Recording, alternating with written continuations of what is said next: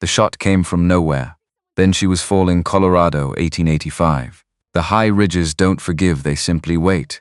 A man hadn't spoken to another living soul in 4 winters, not because he couldn't, because everything he'd once had to say died on a road that should have been fixed, and wasn't. And someone had made sure of that. 3 donkeys knew something he didn't. They stood at the edge of Miller's Hollow for 2 days straight. Wouldn't move. Wouldn't be blindfolded. Wouldn't be reasoned with. Just stared down into the dark like they were waiting for him to catch up to what they already understood. He finally climbed down. He expected a dead animal. He found a loaded Winchester, pointed straight at his chest. Behind it, a woman, bleeding. No boots, eyes that hadn't given up yet, and somewhere below in the forks, a man in an unwrinkled coat was already counting her as a problem he'd already solved. He was wrong. The mountain didn't care about Walt Briggs. That was the agreement, and for 4 years it had held without renegotiation. No opinions delivered at dawn, no expectations waiting at the door. No one standing in a doorway with that particular expression, the one that lived in the space between pity and accusation, waiting for him to produce words he no longer had the architecture for. The mountain simply was. Cold and enormous and operating on timelines that made human grief look like a footnote. Walt had decided that indifference, properly applied, was the closest thing to mercy the world still owed him. He was working the string down the eastern switchback on the morning of December 14th when Clementine stopped. Not slowed, not hesitated. Stopped the way a wall stops, absolutely and without apology. All 4 hooves planted into the frozen trail as if the earth beneath had reached up and claimed them. Rust pulled up immediately behind her, which was Rust's primary function in the outfit, deciding with commendable speed that Clementine's decisions were probably right. Barnaby, at the rear with 4 months of prime beaver pelt lashed across his back, simply stopped chewing and fixed his gaze on the back of Rust's head with the philosophical patience of an animal that had made peace with waiting. 3 animals. Complete stillness. Walt stood in the December air and felt something that surprised him with its ordinariness. Not grief, not the stone behind his sternum that had been there since the winter of 81. Just the common frustration of a man whose plan had stopped working. And the frustration itself was almost a relief. Proof that the world still operated on comprehensible terms, that things were supposed to work, and when they didn't, a man was supposed to feel annoyed about it. He had been worried, in the way a man worries about things he doesn't examine directly, that he couldn't feel annoyed anymore. Clementine, he kept his voice level. The voice of a man who was not going to lose his composure over a donkey, delivered with the conviction of a man who had already lost it twice this week. We have done this trail in worse conditions. Move. Clementine's left ear rotated toward him, acknowledged the communication, filed it appropriately. The thing about Clementine, the thing Walt had learned over 7 years of her company, was that she had never once done something without a reason. The reason was not always a good reason by human standards. The reason was sometimes simply that she had registered something Walt hadn't, and she was unwilling to proceed until the deficit was corrected. She operated on a frequency he only partially received, which was he had come to accept this. 1 frequency more than most people he'd encountered in a professional capacity. He looked past her at the trail ahead.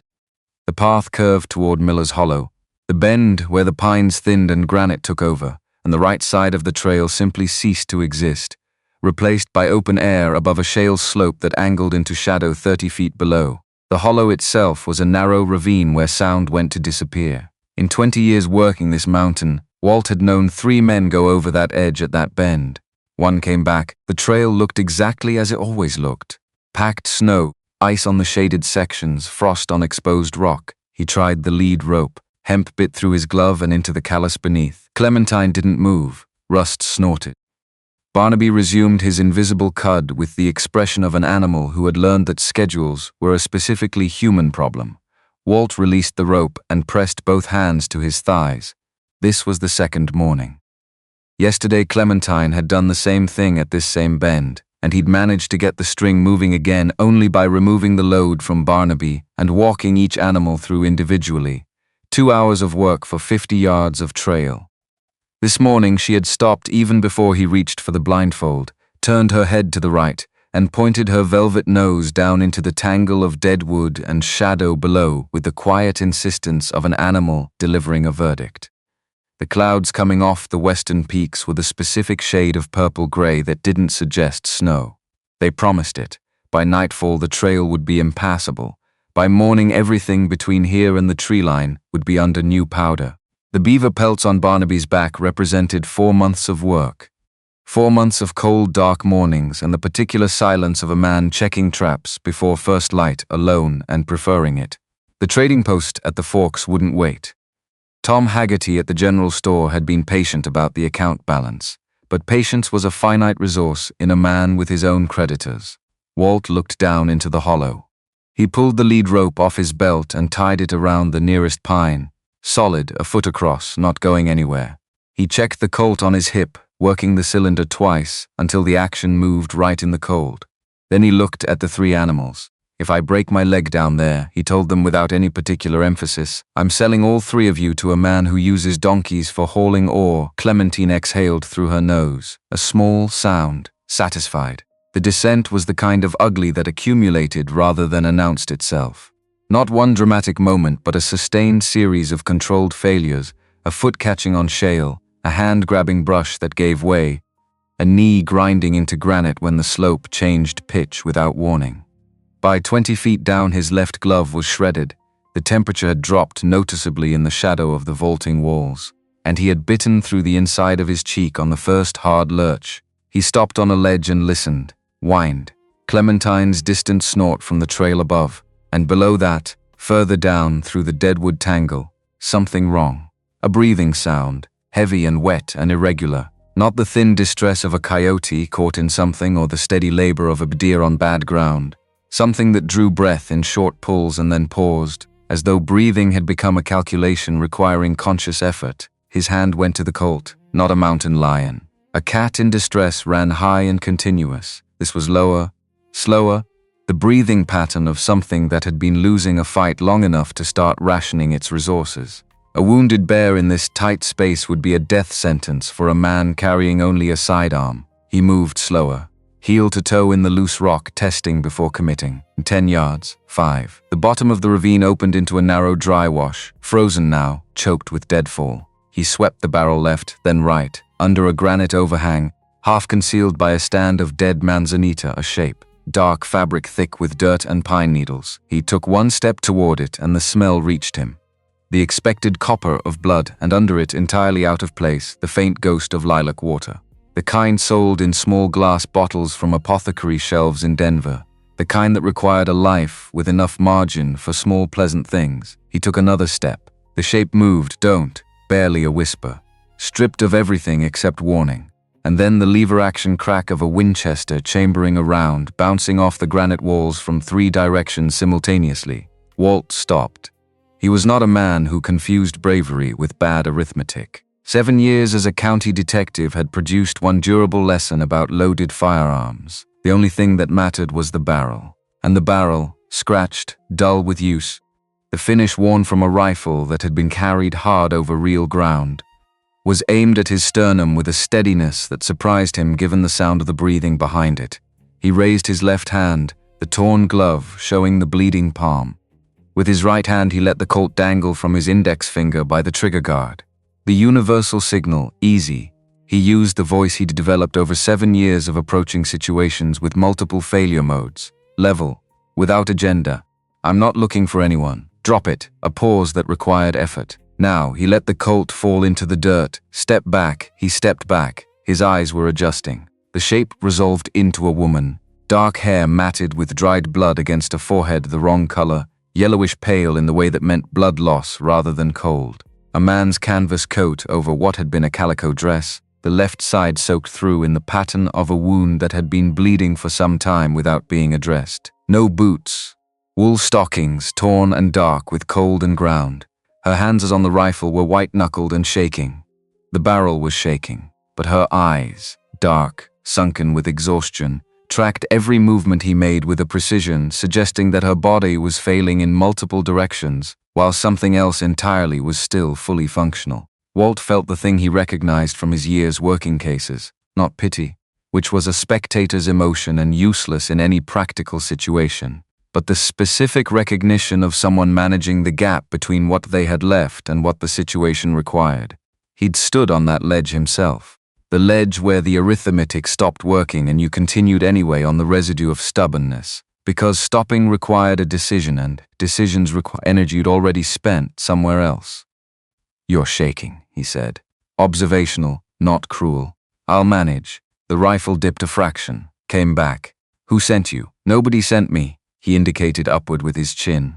"I have 3 donkeys on that trail that refused to pass this spot yesterday and today. Came down to see what they were looking at." He let a beat pass. "My name is Walt Briggs. I trap beaver on the high ridges. I'm not carrying a badge. Whoever put that hole in you didn't send me."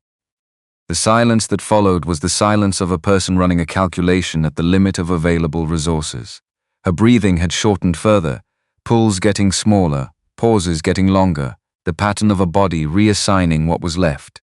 She told him her name was Ruth, just Ruth, and then, "Don't let them find me," and then her eyes rolled and the Winchester clattered off the granite and she went sideways in slow motion. Her shoulder, finding the dirt with the quiet of something that had been heading there for a while. Walt stood in the ravine and looked at her. He looked at the unconscious woman with blood in her hair and no boots and lilac water somewhere under the cold and the damage. And he did the calculation any reasonable man would do. He could go back up the slope and get the string moving and be at the trading post by Thursday. He took 1 step toward the slope. Above him, from the trail, Clementine made a sound. Not her usual bray, which was a blunt instrument she deployed without discrimination. This was lower, more specific, the sound she made when she was done waiting. Walt stopped, closed his eyes, the cold pressed against his face. He walked back to the woman and knelt beside her and pressed 2 fingers to her throat. The pulse was there, rapid, thread thin, the heart working very hard to keep doing its job and losing ground against the math. He checked the wound carefully. Below her left ribs, the bullet appeared to have taken an angle through and exited. No massive wound to the back, which was the difference between survivable and not. The cold had slowed the bleeding. The cold was the only reason she was still using that unreliable pulse. He figured she'd been shot sometime the previous morning. Maybe 30 hours in this ravine, the cold doing the work that a proper bandage should have done, the temperature low enough to slow the blood loss to a seep rather than a flood. 30 hours was bad, but it was the number that kept her here rather than gone. He had flannel. He tore a strip from his shirt. The cold air hit his exposed skin with immediate commentary, wadded it tight against the entry wound and pressed. Hard, her eyes flew open, not conscious, reactive. Her hands came up and her nails found the gaps in his torn gloves and dug into his wrists, and she made a sound that was not a scream. It was smaller and worse than a scream. The sound of something past screaming, operating on the layer underneath. Hold still. He didn't soften it. Softening it would cost him attention he needed elsewhere. "I'm keeping the blood where it belongs. Let me work." He wrapped the remaining flannel around her torso and tied it with a yank that made her gasp. Then he got her arms over his shoulders and stood up. The dead weight of her hit his lower back like a direct statement. The back was an old problem, a bad landing off a horse a decade ago. Structural damage that cold weather located and annotated with specificity. He felt the annotation travel from his lumbar to the base of his skull and kept moving anyway. The climb back was a sustained argument between terrain and resolve. He slipped once, dragging them both to their knees, scraping his jaw on granite hard enough to taste blood, gritty and iron mixing with the rock dust in his mouth. He hauled himself upright and kept going. Her weight was wrong in his arms, lighter than expected, heavier than manageable, and he managed it anyway. At the top he pitched forward onto the flat of the trail and lay there with his lungs doing their best work and the December sky going gray above him, the first hard pellets of sleet coming in sideways off the western peaks. He was breathing in the way a man breathed when he'd used more than he had available and was making arrangements with the deficit. Then Clementine was standing over him. Her dark eyes moved from Walt to the woman to Walt again. She lowered her head and touched her nose to the woman's shoulder. Not the aggressive nudge she used when asserting a position, but something slower and more deliberate. Then she made a low sound he'd heard from her perhaps 4 times in 7 years and stepped back. Rust and Barnaby moved up and flanked the woman without being directed, one on each side, and stood still. The tension that had held all three of them at this spot for 2 days was simply gone. Clean and complete, like a question that had been answered. Walt pushed himself up on one elbow and looked at his animals. Then he got up and began stripping the beaver pelts from Barnaby's back. He stacked them at the trail's edge without counting them. 4 months of work. He was aware of this. He didn't look at them again after they left his hands. He got Ruth up and across Barnaby's saddle and lashed her down with the lead ropes, checking twice that the weight was distributed correctly and the knots were right. His hands were shaking, not from cold, though the cold was serious, but from the adrenaline that had been running quietly under the morning and was only now surfacing. Miller's line shack was 2 miles up the ridge. Old man Miller had been dead 12 years, and the shack had been absorbing the mountain's opinions about abandonment at its own pace since then. Moss in the roof seams, pack rats in the corners, the general quiet deterioration of a structure nobody was tending. It was shelter. In these conditions, shelter was the entire argument. Walt picked up the lead rope and started walking. And for the first time in 2 days, Clementine followed without hesitation. Rust and Barnaby fell in behind her. Their hooves struck a steady rhythm on the frozen trail, and the sound of it, 4 beats, regular, continuing, was the only sound on the mountain that mattered. The storm arrived before they reached the shack, and it arrived the way the mountain's weather always arrived, not gradually but as a decision. 1 moment sleet, then a wind shift, then the temperature dropped and the sleet became snow, and the snow became the horizontal whiteout that the high ridges produced when they committed to it. Walt's eyelashes froze together. Each breath felt like drawing through wet wool. He found Miller's shack by the specific creak of a building arguing with sustained wind rather than by sight. The lean-to on the lee side was still standing, though one roof beam had failed at some point in the past season and the whole structure listed slightly to the north. Walt led Barnaby straight in, and Clementine and Rust crowded behind with the practical efficiency of animals, for whom shelter was not a luxury but a conclusion. Their wet coats steamed in the sudden absence of wind. His hands were nearly useless when he worked the lashing that held Ruth to the saddle. He bit the tip of his right glove off and used his teeth to find purchase in the frozen rope and worked it until the knots gave. She came off Barnaby's flank in a controlled fall that became a less controlled fall, and Walt caught her with his knees buckling, his back delivering a white-hot assessment of the situation that he swallowed and ignored by sheer will. He got her through the shack door with his shoulder. Inside, cold and abandonment, and the faint evidence of pack-rat governance. The single bunk in the far corner held a mattress that had seen better decades. He got Ruth onto it, and a cloud of dust rose and settled, and the cabin was quiet except for the storm working on the walls, fire first. He moved to the hearth and found old man Miller's kindling tin where it had always been against all reasonable expectations, still stocked, still dry. Strike the match on the boot sole, feed it slowly. Wood shavings, then twigs, then chunks of spruce from the stack in the corner until the fire was taking and the shadows stopped being a problem. Then Ruth. The firelight was honest. Her color was too pale, the specific pale of a body that had made prioritization decisions, and the surface was not among the priorities. The wound, when he uncovered it properly, was an ugly thing in the honest way that injuries were ugly when they told the truth about what had been done and what it had cost. A puckered hole, bruised deep purple-black at the margins, still seeping in the slow way that meant the cold had been providing the only pressure and was now ceding that job to the warmth of the fire. He heated water in the tin cup at the hearth's edge, tore the flour sack he carried for trail biscuits into strips, and went to work cleaning the wound the way he knew how, thoroughly without performance. The moment the wet cloth made contact, Ruth came back, not calmly. Her entire body arched off the mattress in a full involuntary response, hands finding his coat and her nails finding gaps in his torn gloves, and she made the thin sound from the ravine. The sound past screaming, the sound of the layer underneath, and her eyes opened wide and saw the ceiling, the rafters, nothing registering. Hold still, he kept his weight on her shoulder. Cleaning it. I'm not hurting you beyond what's necessary. Her eyes came down, found his face. The pupils were wrong, too large, firelight not pulling them back the way it should. The shock deeper than cold alone accounted for. But something behind the pupils was operational. Something that could actually see him. She held his wrist. Her grip was barely there and she held on anyway. which told him more about her than anything she'd said in the ravine. "My name," she started, voice reduced to something just above breath. "You don't need to. Ruth," she said it with the emphasis of someone staking a claim, not offering information. Asserting ownership of it, Ruth Callum. He wrapped the flour sack strips around her torso and tied them off. She flinched and made no sound.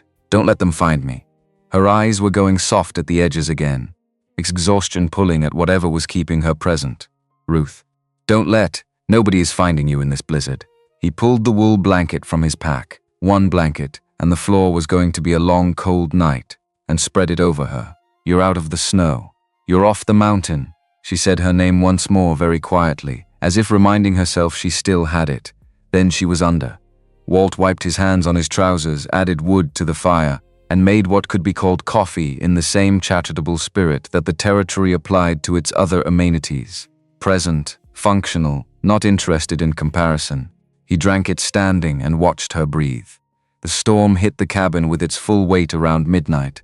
The mud chinking between the logs, dried out from a summer with no one to maintain it, let cold air through in thin fingers that made the fire gutter. Walt stripped lining from his coat and stuffed the worst gaps. The fire steadied. He sat on the floor with his back against the warm stones of the hearth and did not sleep. Sometime after midnight, the shivering stopped. He crossed the cabin fast, pressed 2 fingers to her throat. The pulse was there but different now, faster, much faster, and her skin had shifted from cold that his body heat was useful against to heat that was generating itself. Too much of it. The fever came the way the storm had come, not gradually. As a decision, for the next several hours she threw the blanket off and he replaced it. He heated snow sea in the tin cup and got it to her lips, succeeding partially, the rest going into the mattress. She talked. Not to him, not coherently, but with the specific urgency of someone settling accounts with a version of events playing out behind her closed eyes. She spoke to someone named Thomas with a voice that shifted registers depending on what Thomas was doing in that version. Sometimes gentle, the tone of someone managing a frightened person. Sometimes the low-controlled fury of a long-standing argument that had never been properly finished once, cutting cleanly through the fever noise with a precision that had no business being there. He had silver spurs. They jingled on the hardwood floor. A pause. That's how I knew Walt was sitting on the floor when she said it. He stayed very still. He poured the last of his rye whiskey into the tin cup with melted snow and got it into her over objections that were surprisingly coherent for someone who'd been unconscious 10 minutes earlier. She called him a bastard in a voice that was the most lucid thing she'd said in hours.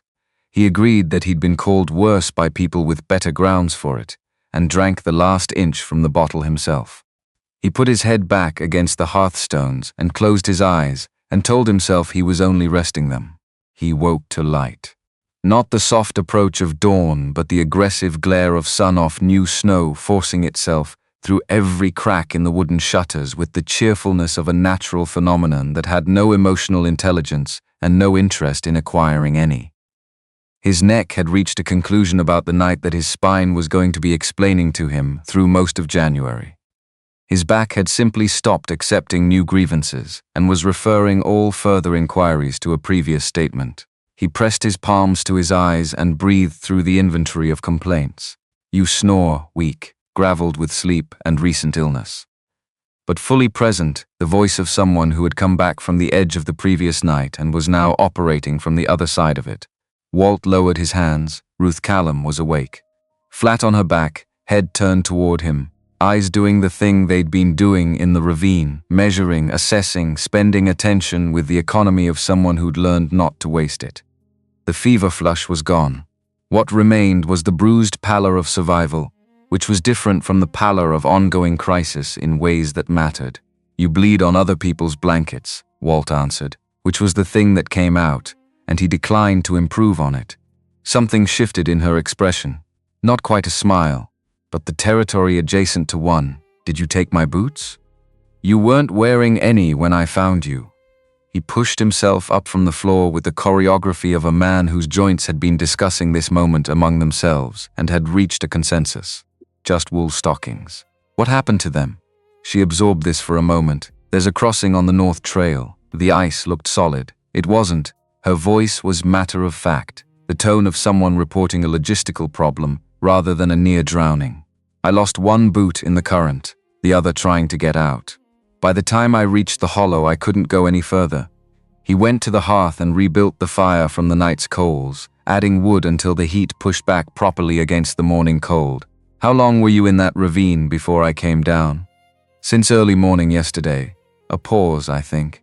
The cold made time strange, roughly 30 hours then, which matched what her condition had suggested. The wound had been sealed by the cold rather than treated. The blood loss slowed to survivable by temperatures that had nearly killed her in a different way simultaneously. 30 hours was the number that explained why she was still here to answer questions. He put the coffee on. The smell of it filled the cabin and pushed back against the odors of sickness and cold and old wood. He found a strip of salted venison in his saddlebags and dropped it on the blanket near her hand without making it a production. Eat that slowly. Your stomach has been empty long enough that it won't thank you for rushing. She picked it up, looked at it, looked at him. Who shot me? He paused with the coffee cup halfway to his mouth. He lowered it, met her eyes across the small room. You tell me. You spent the night going on about ledgers and silver spurs. So, whoever put that hole in you, are they tracking you, or were they tracking you? The change in her face was fast and trained, a flash of something genuine before the composed surface came back down over it. She looked at the jerky in her hand. I was delirious. You were, he agreed. Delirious people usually talk about water or their mothers. They don't usually provide specific details about account books. He drank the coffee, burned his tongue, drank it anyway. So the people who want you, are they going to have to wait at the pass, or are they going to come up here looking? She took a careful breath. The kind of breath managing two jobs at once. If the storm was what it sounded like, the tracks from where I went over the ridge are gone. They know the direction I was heading. But there's only one pass down to the valley that's usable this time of year. And at the pass they wait. He set the cup down on the hearth. Unless they're already moving up the mountain. She met his gaze. The composed surface stayed in place, but something behind it was making calculations. 3 men. They've been tracking me for 4 days. One of them wore silver spurs. She delivered this without inflection. The voice of someone giving testimony, not seeking sympathy. They work for Fletcher Cord. Walt turned away from her and ran his hand through his hair. He stood facing the log wall for a moment. Fletcher Cord's name in this context was not a surprise in the way that a surprise was something you hadn't seen coming. It was a confirmation of a shape he'd been able to see for years without being able to name it. This isn't my situation, he said. He said it clearly, the way he'd ended difficult conversations in county offices when he'd still been attending them. I'm a trapper, I deal in pelts. Then why didn't you leave me in that ravine? Not challenging, genuinely asking. He didn't have a clean answer. He had an honest one, which was worse. Because her pulse under his fingers and her hands on his wrists, and the way she'd said her name like a deed being filed, would have followed him up to the ridge cabin and stayed there all winter. And he was already at capacity for things that had followed him somewhere and taken up residence. But that answer required more interior real estate than he was willing to open to a stranger. My donkeys made the call, he said. I followed the rope. He picked up his rifle from the corner, checked the loads, pulled on his frozen gloves. Stay on that bunk, don't move. I need to check on the animals. He shoved through the door and let it close behind him and stood in the blinding white of the morning after the storm. Snow waist high against the leeward wall. Sky the bruised, aching blue that followed serious weather, empty and enormous in every direction. He waded through the drifts to the lean-to and found the 3 donkeys alive and unimpressed, frost worked deep into their winter coats. Rust and Barnaby standing close together for warmth, while Clementine stood apart at the lean-to's open edge, not looking at him, looking down the mountain. Walt stopped chewing the tobacco he'd found in his coat pocket. He spat into the white snow and moved up beside her, and followed her gaze down the slope. The pines were loaded, branches drooping with the weight of the new snow. Nothing moved. The silence after a serious storm was a particular kind of silence. It had mass, it pressed against the eardrums. It was the sound of a mountain that had said what it had to say and was now waiting for a response. Clementine's ears were locked forward, not rotating, not flicking, the full attention position she reserved for things that were genuinely there. Walt looked at the tree line below, let his eyes go slightly unfocused. watching for peripheral movement rather than looking directly. The way you watched for deer at the edge of open ground. At the lower tree line, perhaps 40 yards down the slope, a branch that should have been carrying the full weight of last night's snowfall was carrying slightly less. The specific disturbance of something having passed beneath it within the last few minutes and dislodged what the storm had deposited. One branch. But one branch was enough. He turned and waded back to the shack. Inside, Ruth had pushed herself to sitting on the bunk edge. The effort this had cost was visible in the set of her jaw and the deliberateness of her breathing. Her hand was resting near the Winchester on the blanket beside her. Her eyes read his face before he spoke.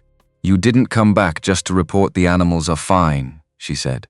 He dropped the latch bar across the door. The iron fell into its bracket, with a sound that settled the question of whether there was a question. He looked at her, this woman who had pointed a shaking rifle at him in the bottom of a frozen ravine and said her name like she was filing a legal claim, and he saw in her face the same thing he'd seen down there. Not fear, the thing past fear. What remained after fear had burned itself out and left the harder thing behind. "Someone's in the tree line," he said. Ruth's hand moved to the Winchester. She lifted it and checked the load with the efficiency of someone who hadn't needed to think about that sequence for a long time, but hadn't forgotten it either. He went to the corner and picked up her rifle. The one she'd been carrying in the ravine, dull barrel, worn stock, maintained despite everything, and walked it over and set it across her lap. "Back wall," he told her. "Anyone comes through that door who isn't me, I'll knock." 3 times, then a pause, then 2. "If you hear anything else first," he let her finish the logic herself, "and if you can't knock." Her jaw was set. He didn't answer that. He moved to the window and opened the shutter 1 inch. Cold air came in immediately. Down in the trees below the flagged branch, he heard it, the sharp, violent crack of a boot coming down hard on frozen deadfall. Not the sound of snow settling or wind in timber, the sound of something moving with direction and intention. He looked back at Ruth one time. She had the Winchester across her knees, back against the log wall, eyes on the door. Her hands were still. Whatever had been shaking them in the ravine had been spent somewhere in the hours between then and now. He unlatched the door bar. Walt didn't open the door gradually. Gradually was the decision of a man who had already committed to a bad position. He hit the door with his shoulder and went through it low and fast and rolled hard into the snow banked against the outer wall. The cold packed itself into his collar before he'd registered the first shot. The crack came from the lower tree line and the doorframe exploded where his chest would have been if he'd walked through upright. Splinters showered into the snow. The echo rolled off the granite ridgeline to the north and came back smaller and late. Walt was already moving. Not toward the trees, not toward the door, but toward the lean-to. Because the lean-to was cover and he needed to not be in the place they were already sighted on. He got his back against the lean-to wall between 2 uprights and listened. Boots in new powder to his left. Someone moving fast, trying to flank the door. A second set to his right, slower, going around the back of the shack toward the window. 3 men.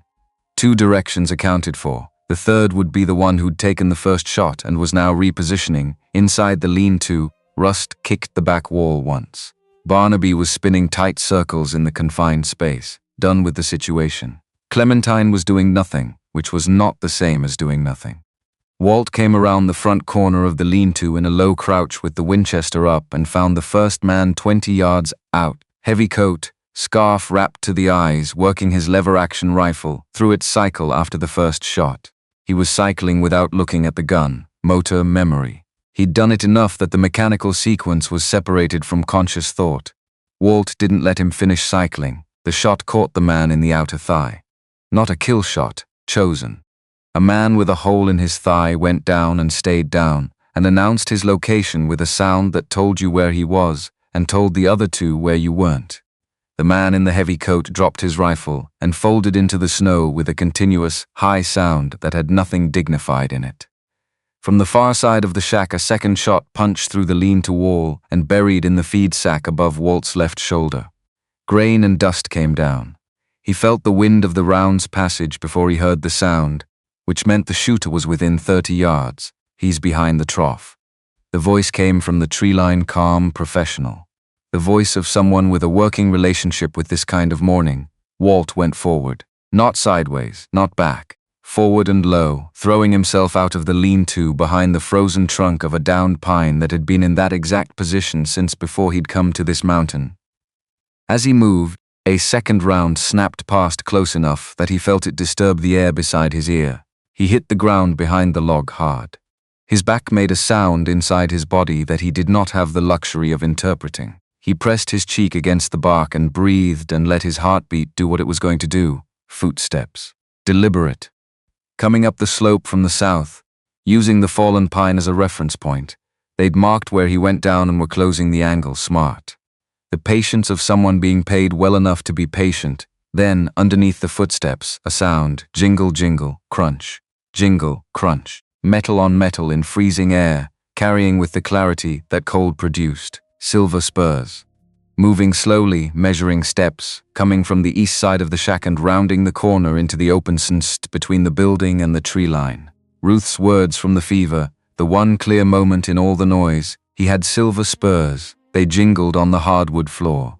That's how I knew Walt didn't wait for the man to clear the corner. He pushed off the ground onto one knee, the back filing its assessment, which he declined to read, and drew the Colt. Not the Winchester. The Winchester was a distance weapon. The man with the spurs was 8 yards out and turning the corner with his rifle at half mount.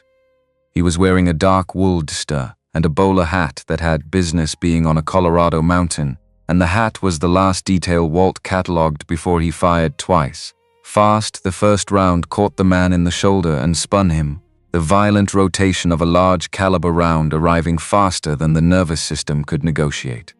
The rifle went one direction and the man went another. The second round caught him as he was still turning. The duster absorbed the physics but changed nothing about the outcome. He went down on his back in the snow and his arms fell out to the sides, and the silver spurs, on their way to the ground, made their last sound, one clean note. Gone. Walt stayed on one knee. His ears were doing what ears did after gunfire close in, a high replacement frequency where the actual sounds of the world should have been. Through the ringing at distance, a bray, furious and sustained. Under it, a crash. Under that, a human sound with the specific quality of someone who had made a navigational error and was being corrected without delay. He got up and moved back toward the lean-to. The third man had tried to use the lean-to for concealed approach and had stepped into it without accounting for Clementine, which was the kind of error a man made once. She had him backed against the far wall, ears flat against her skull, upper lip pulled back. As Walt rounded the corner, she lashed back with her right hind hoof. The iron shoe caught the man's kneecap with the sound of something that was not going to be right again for a long time. The man went down. His pistol went into the straw. He held his leg with both hands and made sounds that were entirely honest about the severity of his situation. Clementine stepped back and looked at Walt with the expression of an animal that has concluded its business and is waiting for acknowledgement. Walt walked over and kicked the pistol deeper into the straw and crouched down.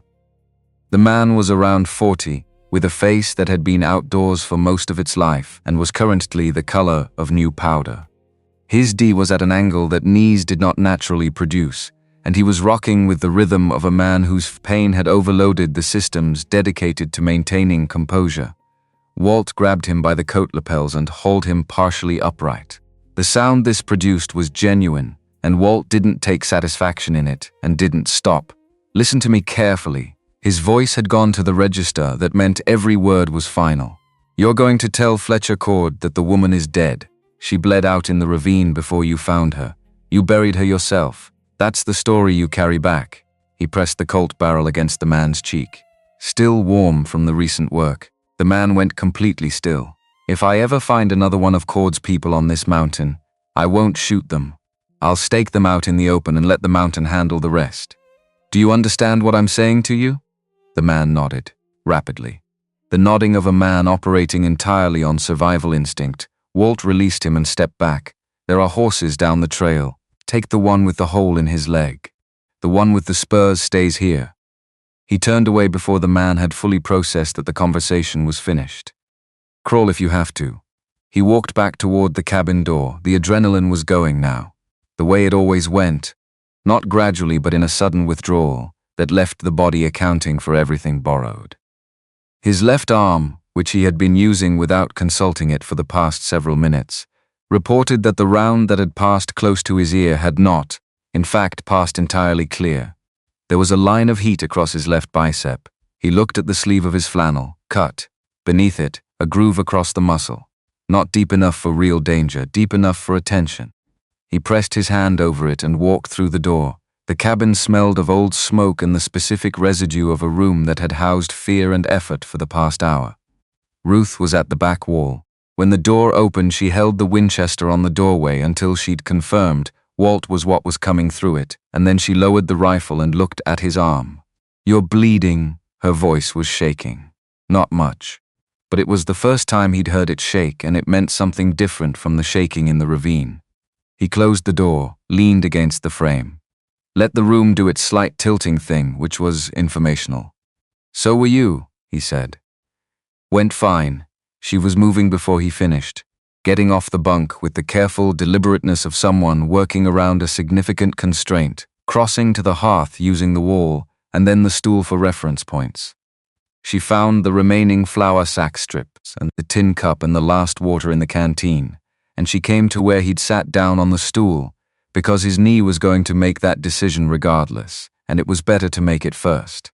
She worked standing beside him, her left arm bound against her side, operating almost entirely with her right hand. Not gracefully. The range of motion didn't allow for graceful, but with the focused efficiency of someone who had learned to work around constraints without making the constraint the subject of conversation. When she poured a splash of the remaining rye directly onto the wound, every muscle in his body locked in a simultaneous objection that he expressed through his back teeth rather than through sound. She said, barely audible, "Sorry." The first apology she'd offered for anything. She wrapped the strips around his arm and tied the knot with one hand. A deft, clean tie that told him this wasn't the first time she'd done a version of this, with whatever was available. She stepped back and leaned against the bunk edge, and the cost of crossing the room and returning showed in her face now, in the jaw and the breathing. "They're gone," he said. "The one with the broken knee gets down on his own and takes the other one with him. They'll tell Cord you're dead." Ruth looked at her hands. His blood on her fingers, her own blood in the cracks of her knuckles from the past 2 days. She looked at them for a moment with an expression he couldn't fully read. Then she looked up. "Cord won't stop at that." Her voice had lost the shaking. Back to the flat factual register she used when she was reporting rather than feeling. "He'll send someone to check the boarding house in the Forks. He'll find the ledger. You said it was under the floorboards, it is. But they'll pull the whole room apart if they're looking." She met his eyes. "Unless someone gets there first." Walt started working the buttons of his flannel with one hand. "I need to go to town anyway. Out of coffee." "Need a new door." She gave him the look she probably reserved for people who expected her not to notice what they were doing. "You told me twice you deal in pelts, not people." He got the shirt back on over the bandaged arm. "And then your situation got on my mountain, and then 2 men shot at me, and then I shot back." He held her gaze. "A man who sends 3 guns up into a blizzard doesn't stop because those 3 guns don't return. He escalates. So what I do stopped being relevant to this conversation somewhere around the 2nd day." She was quiet. The fire had found its steady rhythm again, and the wind outside had dropped to the intermittent kind that meant the storm had moved east and become someone else's problem. "The ledger," she said. Her voice shifted, not softer but deeper, moving from operational to the layer underneath. "It has names. Every bribe Cord paid to every official who looked away while he fenced land that wasn't his, cut water rights that other people had filed for first, moved homesteaders off property they'd built with their own hands." She stopped, then continued with the flatness of words that'd been said inside her own head so many times they'd worn smooth. "My brother Thomas had 40 acres on the river. Cord wanted the water access. Thomas wouldn't sell." A pause. "They said he fell asleep with a lantern, that the fire was an accident." Walt said nothing. Page 41 of the ledger. A payment dated 3 weeks before the fire. Listed under property consultation. No vendor, no invoice. Just the amount and a note in Cord's own hand. "Riverside property, Callum, finalized." She delivered this without inflection. "I found it 14 months into working for him. I'd been writing his numbers for over a year before I understood what some of the numbers were counting." Walt had picked up the coffee pot and set it back down without pouring anything. He looked at the cold iron. "Why not go to the law?"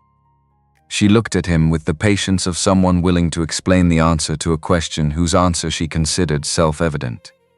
Sheriff Pruitt in the Forks has had the same bank account for 8 years. His deposits don't match a sheriff's salary. I know because reading ledgers is what I do. A pause. 18 months ago, I filed a written complaint with the circuit judge's office in Denver about a specific transaction. 2 weeks later, one of Cord's men came to my boarding house asking whether I'd reconsidered my employment situation. Walt absorbed this. So the ledger. In your room at the Forks. Under the floor, third board from the window, south end.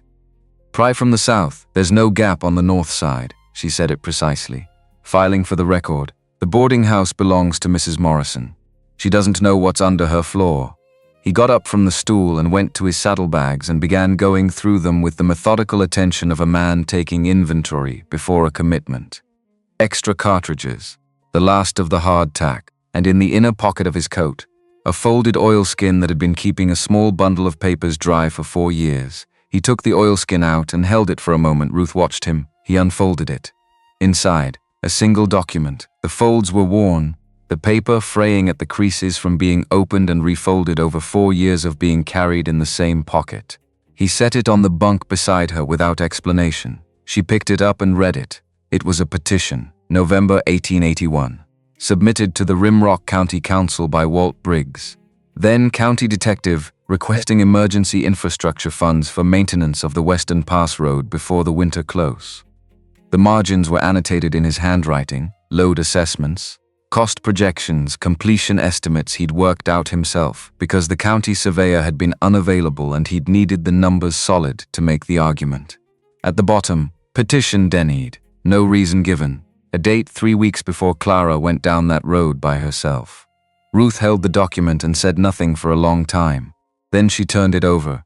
On the back, in the small precise hand of someone who had spent 3 years transcribing Cord's transactions, she wrote something and handed it back. Page 31, November 1881. Road Obstruction Services, Western County Approach. $400. No payee listed. Walt read it twice.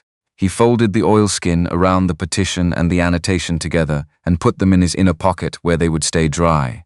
He'd known it for 4 years. Not in the form of numbers, in the form of a question with no flaw to it. He'd carried the question up the mountain, and it had come with him into the silence and the work. And it had been there every morning when he didn't look west at the horizon.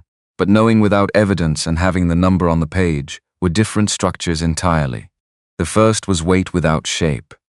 The second was a foundation, however terrible, to stand on. The petition has my signature, he said, his voice arriving leveler than he'd earned any right to expect. The annotation has yours. Together they're a document that a federal circuit judge, not Pruitt, someone who doesn't owe Cord any favors, might treat as preliminary evidence. Ruth looked at him steadily. The measuring look, except it had shifted into something else over the past hours, the specific attention of someone tracking a person rather than assessing a threat. You said you deal in pelts. I said it twice, he agreed. It was truer yesterday morning than it is right now. He went to the window and opened the shutter fully. The light came in clean and hard off the new snow. The tree line below was settling back into stillness. In an hour, the mountain would have made its own editorial decisions about what had happened in these trees and would present a clean surface to anyone who came looking. But the document in Walt's pocket was not going anywhere, and somewhere on the slope below, one man was helping another toward a horse. And whatever they told Fletcher Cord when they arrived, it was going to be wrong. Morning came through the shack's gaps as light rather than warmth, thin and white and making no promises. Walt had slept approximately 3 hours on the floor with his back against the hearthstones and woke to the particular stiffness of a man who had asked his body for more than it had budgeted and was now reviewing the invoice. He built the fire back from coals without standing fully upright for the first 2 minutes, which was a compromise his spine accepted. He put water on. He found the last of his coffee grounds in the bottom of the saddlebag and tipped them into the pot with the resignation of a man who understood. This was the final cup before a long dry stretch. Ruth was awake. She had been awake for some time. He could tell by the quality of the stillness. The difference between someone sleeping and someone lying still with active thoughts, a distinction he'd learned to read in his years of working cases and had never unlearned. She was on her back with her eyes on the ceiling joists, counting something up there or working through something or both. "You should have slept more," he said, not looking at her, keeping his attention on the fire. "I slept enough." Her voice was stronger than yesterday. Not strong, but the direction of travel had changed, which was the only thing that mattered in a situation where the direction of travel was the only variable you could actually influence. How long until they get to Cord? He considered this. The man with the hole in his thigh and the man with the shattered knee, navigating down a mountain in fresh snow with horses that had been standing in cold for hours. If they make reasonable time and Cord is in the Forks, late afternoon could be evening if the snow on the lower trail is as deep as it was up here, and he'll send someone back up. "Not up," Walt said. "That's the point. He doesn't know where you are. He knows the direction. He'll cover the pass and wait." He poured 2 cups of coffee. The second cup produced from the tin he kept for the trading post transactions, which he had never previously used for an actual person in an actual cabin. He brought it to the bunk and set it on the floor within her reach. "He'll wait because he thinks you're running. He doesn't expect you to turn around." Ruth looked at the coffee on the floor, then at him. She reached down and picked it up with her right hand, left arm still bound and largely out of service, and held it without drinking, letting the heat come through the tin into her palm. "What are you thinking?" she asked. "That we have today and maybe tomorrow morning before the pass becomes a problem." After that, the calculation changes. He returned to the hearth and sat on the 3-legged stool with his own cup, which means I need to know everything you know about what's in that ledger and who it touches, because what we do with it determines what we do next. She drank the coffee, said nothing for a moment. Then, "How long were you county detective?" 7 years. "Left in the fall of 81, why?" He looked at the fire. "The work I was doing stopped meaning what I'd thought it meant." She absorbed this with the economy of a person who recognized an answer that was complete, even though it wasn't the whole story, and who understood that pressing for the whole story was a different kind of conversation than the one they needed to have right now. She drank more coffee, set the cup on the bunk beside her. "The ledger goes back 11 years, she said, to when Cord first started consolidating the freight lines. Before that, he was just a cattleman with ambitions. The money for the first bribe, a land survey falsification in the spring of 74, came from cattle profits. After that, it became a system." She paused. "I didn't understand it was a system when I started working for him. He kept 2 sets of numbers. The visible accounts were what any competent bookkeeper would have seen. Clean, mostly honest, the kind of operation that could be audited without incident. The second set was in a smaller book. Separate shelf. I wasn't supposed to see it, but you saw it. I was looking for a freight invoice that had been misfiled. I was new and trying to demonstrate thoroughness. The flatness in her voice when she said this was the flatness of someone who had examined the irony of it many times and had nothing new to say about it. I put it back and said nothing and spent 3 months telling myself I'd misunderstood what I'd read. Then Thomas died and I stopped telling myself that. Walt said nothing. He waited, which he'd always been better at than most people expected. I went back to the smaller book," she continued. "I read it properly. All of it, every entry. And then I started reading the visible accounts differently, looking for the connections, the way the legitimate money moved to create cover for the other money. It took me 4 months to map it completely." A pause. "I have a good memory for numbers, always have. The ledger was Cord's, but by the time I was done reading it, the contents of it were also mine." Walt looked at her. The woman who had spent 4 months quietly memorizing the financial architecture of the man who had ordered her brother killed, while continuing to report for work and write his numbers in her careful hand. While wearing, he understood now, the vom dong on her wrist with Thomas's initials and the date of his death, under her sleeve where it didn't show. "Who else knows about the second book?" he asked. "Cord knows I found it. He doesn't know when I found it or how much I read before I took it. He came to the office one morning and the book was gone, and I was gone."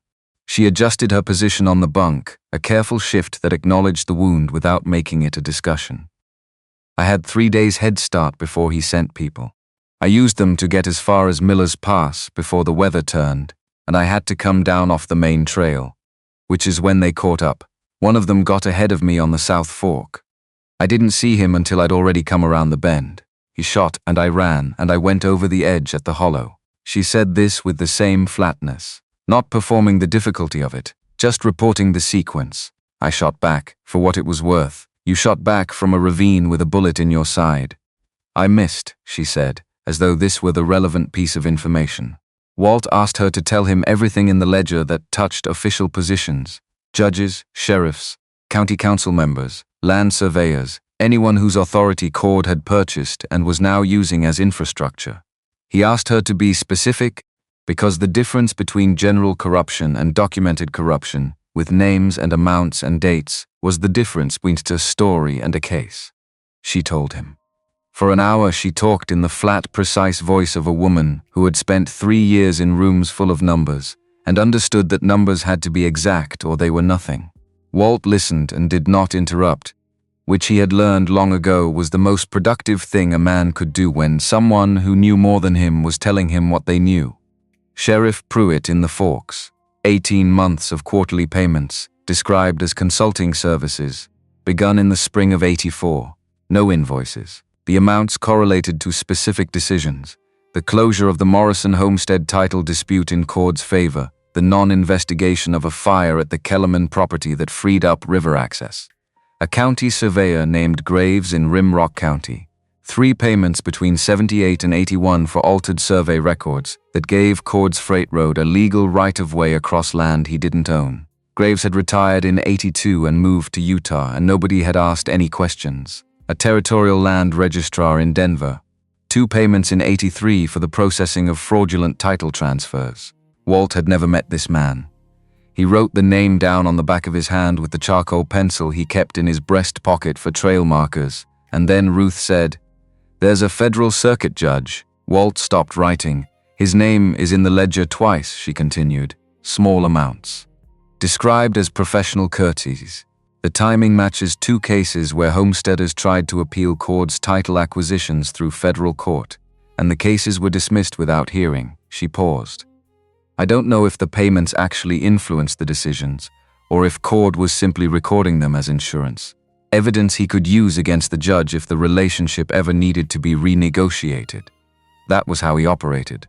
He collected leverage the way other men collected receipts.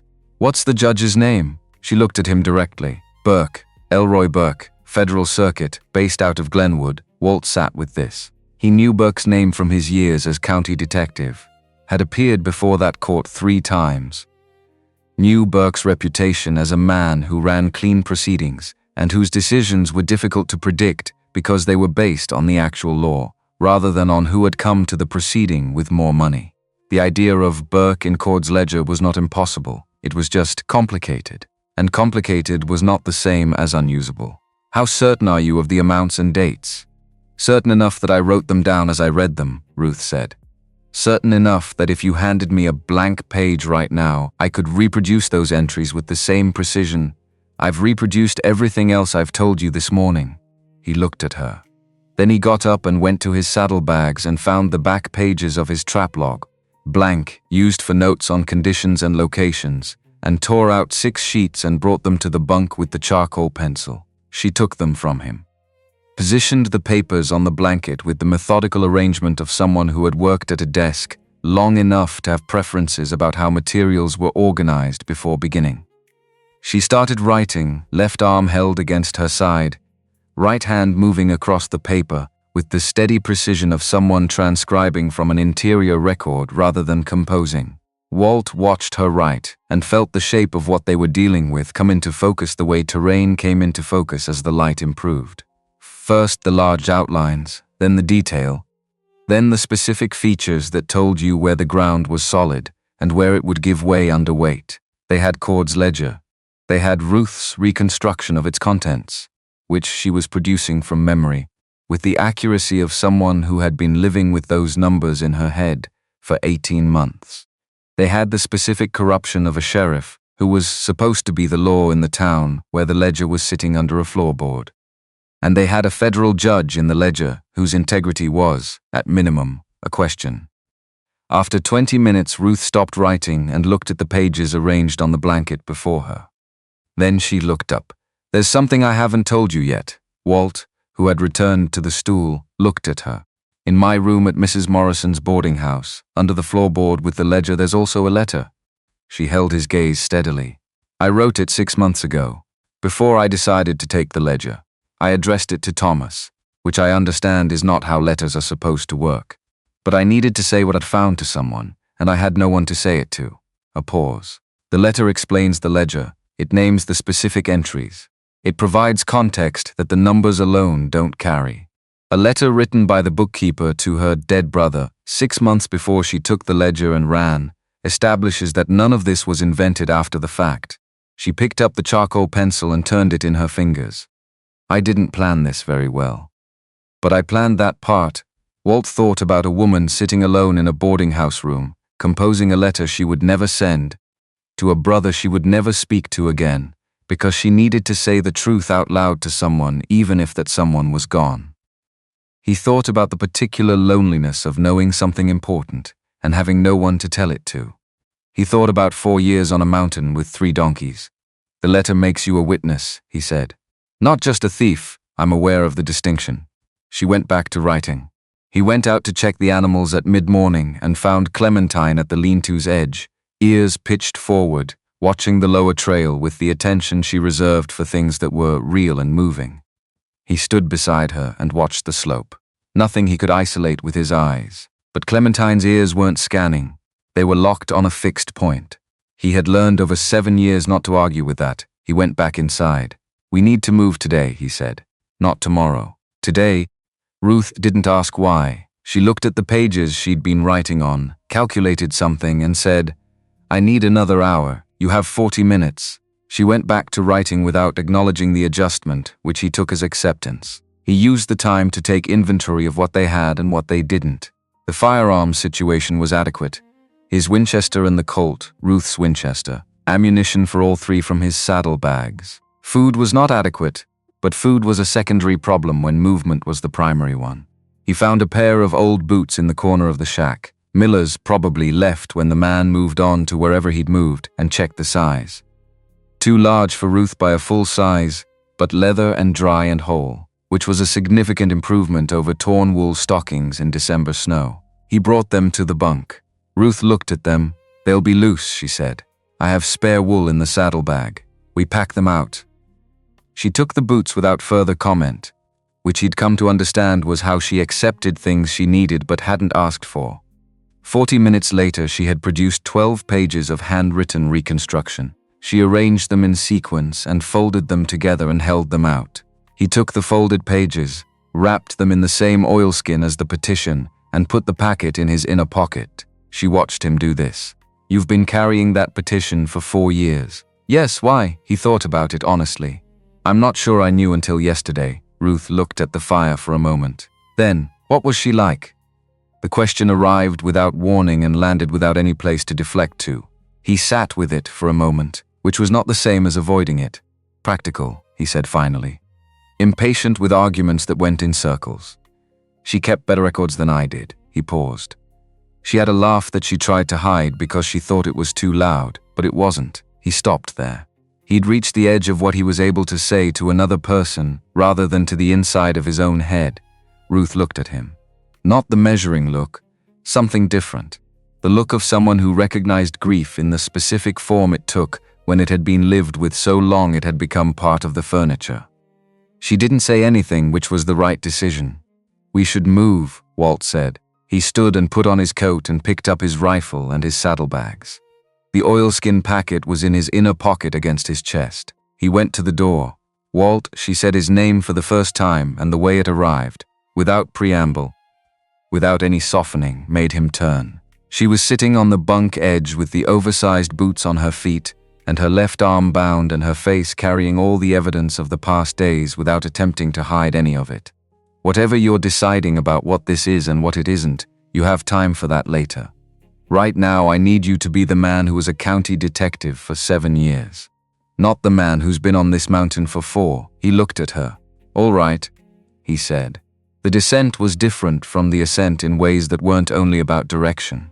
Going up, Walt had been moving by reflex and necessity, the animal logic of getting an injured woman to shelter before the storm closed everything down. Going down. He was thinking 3 moves ahead for the first time in a long time, and the thinking had a different texture from the mechanical solitude of trap lines and the trading post run. Ruth rode Barnaby, not because she'd agreed to it without objection. She'd had one objection, which was Clementine, and he'd told her Clementine wouldn't have her anyway, which was true and which Ruth accepted with the expression of someone who had decided to find this mildly amusing rather than irritating. She rode Barnaby with her left arm against her side and her right hand on the saddle pack and her eyes in constant motion across the terrain ahead. She called the trail junction before he saw it. Left, she said. The right branch adds time we don't have. And the crossing on the left is solid in December. He went left. She called the midpoint marker, a specific cluster of ponderosa that indicated they were below the main snow line and into the transitional zone, and noted the old fire ring under a drift that told someone had camped here within the week, which was information worth having, at the lower junction where the high trail met the main road to the forks. She said, "Stop," one word. He stopped. She was turned on Barnaby's back, looking behind and to the south. Her eyes were doing the soft, unfocused work of peripheral detection. He went still and did the same, there, in the ponderosa on the south side of the main road, perhaps 70 yards out. A rider sitting a horse in the specific configuration of someone who had chosen their position for sight lines rather than comfort. Not moving, watching the junction. Walt did not alter his pace or his grip on the lead rope. He did not look directly at the rider. Every one of those responses was readable at distance. One rider, he said, pitched low and aimed at Barnaby's ear rather than at Ruth. South, watching the junction. "Don't look, I see him." Her voice was lower than his. "He's been there long enough for the horse to have shifted position twice.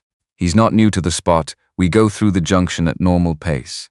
Take the ridgeline north. Ridgeline adds nearly 2 miles. It removes this man's sight line to the fork's main approach. He's a watcher. He'll report rather than follow. Cord gets a message that we went north. Cord has to figure out what that means." A pause of 3 steps. "Go." They passed the junction without breaking rhythm. Clementine took the north fork without being directed, which saved a conversation. The junction fell away behind them and the ponderosa closed in on both sides, and the line of sight to the stationary rider ended within 30 yards of the turn. 2 minutes later, Ruth said, "He didn't follow?" "No." Walt watched the trail ahead. "But Cord knows we didn't go straight to the forks. He knows we're thinking, which is more dangerous for him than us running blind. How much time does that buy?" "Depends where Cord is. He'll be in the forks."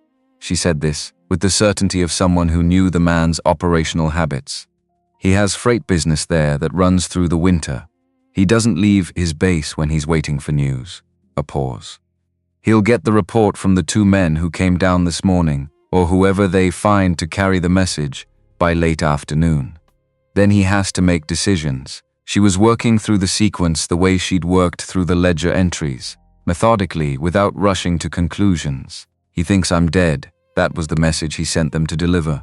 If they come back without confirming it, or worse, if they come back and something went wrong on that mountain, he has to reconsider everything, and reconsideration takes time. "For most people," she said. "Cord reconsiders quickly. He's been doing this for 11 years. He knows how to adjust." Walt walked and thought about the timeline.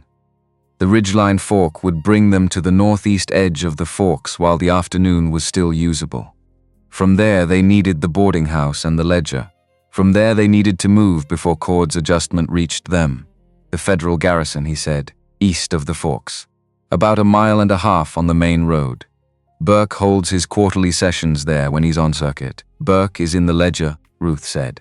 "Flat, without qualification, I know, but small amounts and uncertain provenance by your own account. A judge who may have taken courtesy payments from a man who cultivated every possible insurance policy is different from a judge who is operationally compromised." He kept tight his eyes on the trail. "Burke's reputation over 30 years of federal circuit work is for decisions that don't track the money. That's a data point, 1 data point against 2 entries in Cord's ledger, which is why we don't go to Burke alone. We go to Burke with the ledger, your reconstruction, the letter, and my petition with the annotation. We give him everything and we let him make a decision in front of the evidence." He paused. "If he's what his record suggests, he does the right thing. If he's not, we've lost an afternoon and we adjust. Ruth was quiet for a moment. The only sounds were boots in snow, hooves on packed trail, the intermittent commentary of the wind in the Ponderosa above them. Then, you've been on a mountain for 4 years and you're still thinking like a detective. Old habits, he said. Some of them were worth keeping. They came down out of the transitional zone into the lower approach to the forks as the sun moved past its high point and started its long lean toward the western peaks. The town appeared incrementally. Chimney smoke first, then sound. Then the buildings themselves, brown and weathered and arranged with the organic logic of a settlement that had grown without a plan and had found its equilibrium. Walt brought the string to a stop in the trees above the east approach. Out of sight of the main street, Ruth was already reading the layout from Barnaby's back. Mrs. Morrison's boarding house is on the south end of Market Street, corner building, 2 stories. The side door into the kitchen is unlatched until 4 in the afternoon. She told me that when I first took the room, and I've been grateful for it twice since, and the ledger, 2nd floor, front corner, 3rd board from the window, south end. Pry from the south, she met his eyes.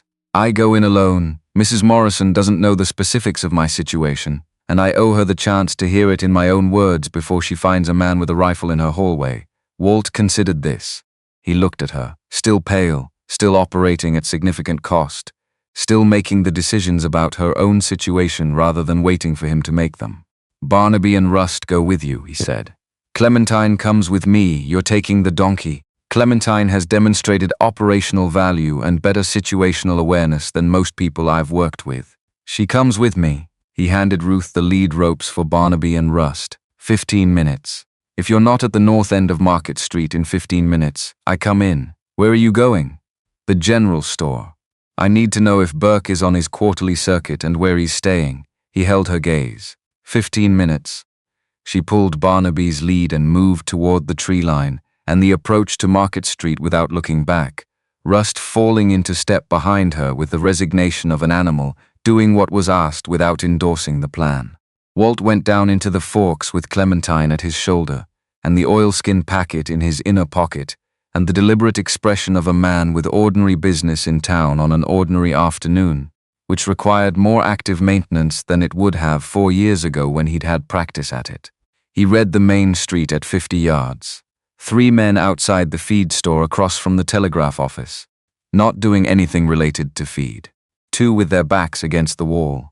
1 sitting on a barrel with a knife and a piece of wood, which was the specific activity of a man assigned to look natural for an extended period who had run out of natural things to do. The whittling was at hell. Men with actual work didn't whittle in front of it. Cord's people. The telegraph office was covered. He went to the general store and through the door without looking at the 3 men, which was the right decision because looking at them would have been the wrong one. Tom Haggerty was behind the counter with the expression of a man who had learned to manage December's reduced commerce against January's consistent obligations. He looked at Walt, at the torn coat, the bandaged arm visible where the sleeve had been pushed up, the general condition of a man who had been through something, and his expression shifted into the careful neutrality of a man who had survived in a small territory town by knowing which questions not to ask. Walt put $2 on the counter. Tom. Burke. Is he on circuit? Haggerty looked at the money, then at Walt, then back. He picked up the $2 with the practiced economy of a transaction completed. Came in yesterday. Staying at the East Road Garrison. Leaves the day after tomorrow. Walt had been in the general store for under a minute. He turned to leave. Cord's been in since yesterday morning, Haggerty said to his back. Not warning, exactly. The offering of information to someone who might find it useful. Set up in the old freight office on the west side. Counted 6 men with him when he came through. Walt stopped. His hand was on the door frame. 6. That's what I counted. He stood there for a moment with the cold air coming through the gap. 6 men held in the forks while he'd sent 3 up the mountain. 9 total. This was not the resource deployment of a man trying to quietly resolve a personnel problem. 9 men was the commitment of someone who understood that what Ruth Callum had taken was not a ledger but a demolition charge, and who was treating the recovery of it accordingly. He went back out into the street. He found Ruth at the north end of Market Street with Barnaby and Rust, standing in the shadow of the livery's overhang, with a flour sack under her right arm and the expression of a woman who had just done something difficult and was already past it. She'd been 11 minutes. Under his 15, he looked at her face and then at the flour sack. "You have it, and something else." She held his gaze. The letter was there, under the floorboard with the ledger, exactly where I left it. She adjusted the flour sack under her arm. Mrs. Morrison, she knew Thomas from before. She said he used to come to town for the cooperative meetings and he'd take a room for the night rather than ride back in the dark. A pause. She said to give you her assessment that you have an honest face for a man who looks like he's been through a fence. Something shifted in Walt's chest. He didn't examine it directly. "Cord has 6 men in the Forks," he said. "They're watching the telegraph office. The garrison is a mile and a half east on the main road, and Burke leaves the day after tomorrow." Ruth absorbed this. "We can't take the main road, no, but we can take the south approach through the juniper scrub. Longer and rougher, but it comes up to the garrison from the blind side and avoids every sight line Cord's people have on the main approach." He looked at the juniper-covered slope south of town. "Can you manage rough terrain on Barnaby for a mile and a half?" She looked at the slope, then at him. "I've managed worse in the past 36 hours, which was both true and not quite the answer to the question he'd asked, but he let it stand. They went cross-country. Walt on foot breaking through the scrub, Clementine moving beside him with her instinct for avoiding thorns on operational display. Ruth on Barnaby navigating the uneven ground with her right hand gripping the saddle pack and her jaw set against what the movement cost her side. Rust followed with the accepting patience of an animal that had stopped asking why some time ago and was simply going where the string went. Twice Ruth said, "Stop," and he stopped and they waited for riders on the main road above them to pass without looking south. She read the road's traffic through the juniper cover with the peripheral precision she'd been demonstrating since the trail junction. After the second set of riders cleared, she said quietly, "They're moving in pairs now." "Cord's reorganizing," he got a message, Walt said, "or he's making a decision without one." She watched the road. "He's not a patient man when he's uncertain. The not knowing, whether I'm alive, whether someone has the ledger, whether his investment in 9 men is about to produce nothing. That's harder for him than action. He'll move soon, then so will we." They came up to the garrison from the east slope, and Walt went through the gate with his saddlebags over his shoulder, and the flour sack in his left hand, and Clementine at his heel. Because there was no elegant way to arrive, and he'd stopped spending attention on elegant somewhere around the second day. The garrison's main room held a plank table, a cold stove someone had not gotten around to lighting, a stack of documents in 3 neat piles, and Judge Elroy Burke, who was 62 years old and had the look of a man who had spent 3 decades receiving every variety of human claim and counterclaim, and had developed a comprehensive immunity to being surprised by any of them. He was sitting at the table with the document stack and a cup of coffee that had gone cold some time ago. He looked at Walt over his spectacles with the expression of a man whose afternoon had already been complicated before 2 strangers arrived in his courtyard. He looked at Clementine, who had followed Walt through the garrison door on the grounds that she went where Walt went, and no instruction to the contrary had been provided. Burke looked at the donkey, looked at Walt, looked at Ruth, looked at the donkey again. Walt put the flour sack on the table. "My name is Walt Briggs," he said, "former county detective, Rimrock County. Served from 72 to 81. This is Ruth Callum. She was chief bookkeeper for Fletcher Cord's combined operations for 3 years. Until 6 days ago when she took the ledger you see in front of you and was shot in the process of leaving." He set the oilskin packet beside the sack. "The ledger documents 11 years of bribe payments, property fraud, contract killings recorded as business expenditures, and the purchase of at least 4 appointed officials in this territory. The document in the oilskin is a petition I submitted to the Rimrock County Council in November of 81, with an annotation referencing page 31 of that ledger. A payment made to obstruct the Western Pass Road in the same month my wife attempted to use it alone and died." He stopped, held the space after that. "There are also 2 entries in the ledger that reference your name, Judge Burke. Small amounts. I'd rather you read them yourself than hear me characterize them." He met Burke's eyes directly. "I need to know if you're the right person to bring this to, because Cord has 6 men in the Forks right now, and I have a limited amount of time before they work out where we've gone. Burke was quiet. Clementine breathed through her nose. Even and slow, Burke picked up the flour sack. He opened it and removed the ledger and opened it to the first page he found and read. Then turned to another page, then another. He closed the ledger and set it precisely on the table and unwrapped the oilskin and read the petition and the annotation and the denied stamp and laid that beside the ledger. Then he looked up. Not at Walt? At Ruth, Miss Callum, he said. I'd like to hear the entries that reference my name directly, in your words, with the page numbers and dates. And then I'd like you to tell me what else is in this ledger that you consider the most significant evidence of harm done to specific, identifiable people in this territory. Ruth sat down across from him. Page 14, she began. Spring of '83, described as professional courtesy, amount $50. The timing corresponds to the Hargrove appeal, which was dismissed without hearing in your court that April. Burke picked up his pen. He wrote without looking at the paper. The mark of a man for whom testimony and transcription had become simultaneous operations over a very long career. Ruth talked for 40 minutes without stopping, and Walt sat to the side and listened and watched Burke's face for the thing that would tell him whether they'd made the right call in coming here. Burke's face gave him almost nothing, which was, he decided, its own kind of answer. A man with something to hide in these pages would have shown something by now. The practiced blankness of someone managing their reaction was a different expression from genuine absence of reaction. Burke was not managing anything. He was simply listening and writing and turning pages in the ledger when Ruth cited an entry, and his face was the face of a man receiving information he was going to do something about. When Ruth finished, Burke set his pen down and looked at the ledger for a moment. The two entries referencing my name, he said. I have no memory of receiving any payment from Cord or any agent of his. I have no record in my own accounts of any such receipt. He looked up. That doesn't mean it didn't happen.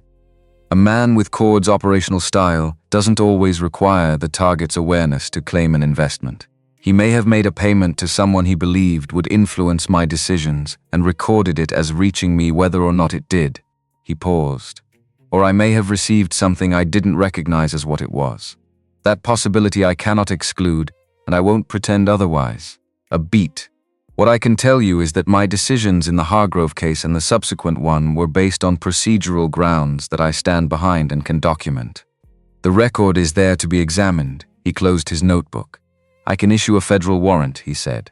The ledger establishes federal jurisdiction across multiple statutes. The property fraud crosses county lines.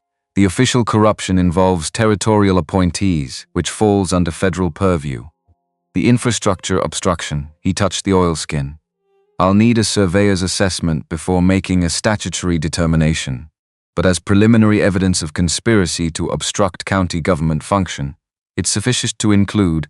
He looked at Walt. The warrant will name Cord. It will name Sheriff Pruitt, based on Miss Callum's testimony. My own entries will be referred to a separate federal review which I am obligated to initiate and from which I will recuse myself entirely. A pause. I have 6 deputy marshals with me on this circuit. I believe we have sufficient basis and sufficient personnel to serve this warrant today.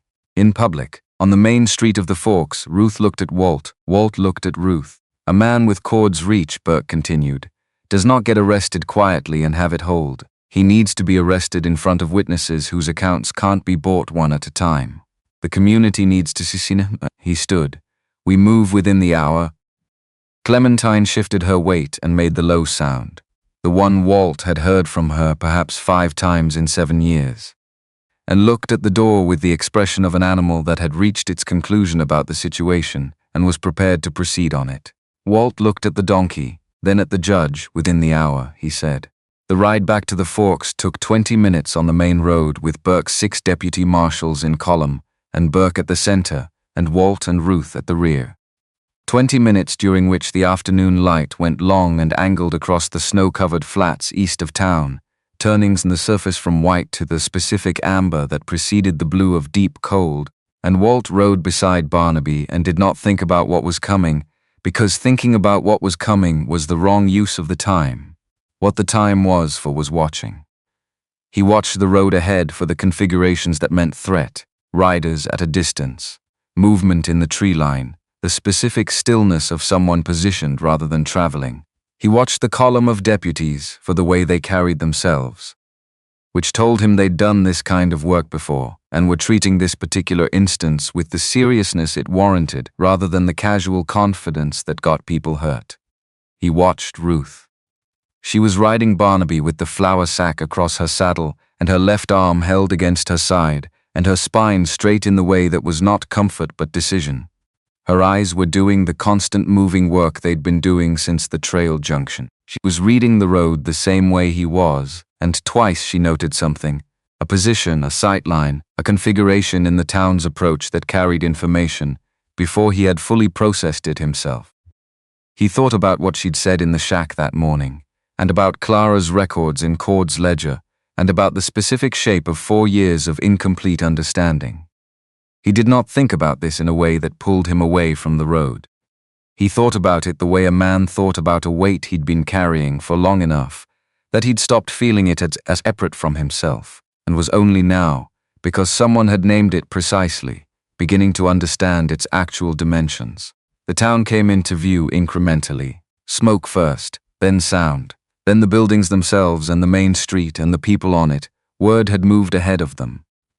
This was the nature of small towns, and Walt had always understood it without needing it explained.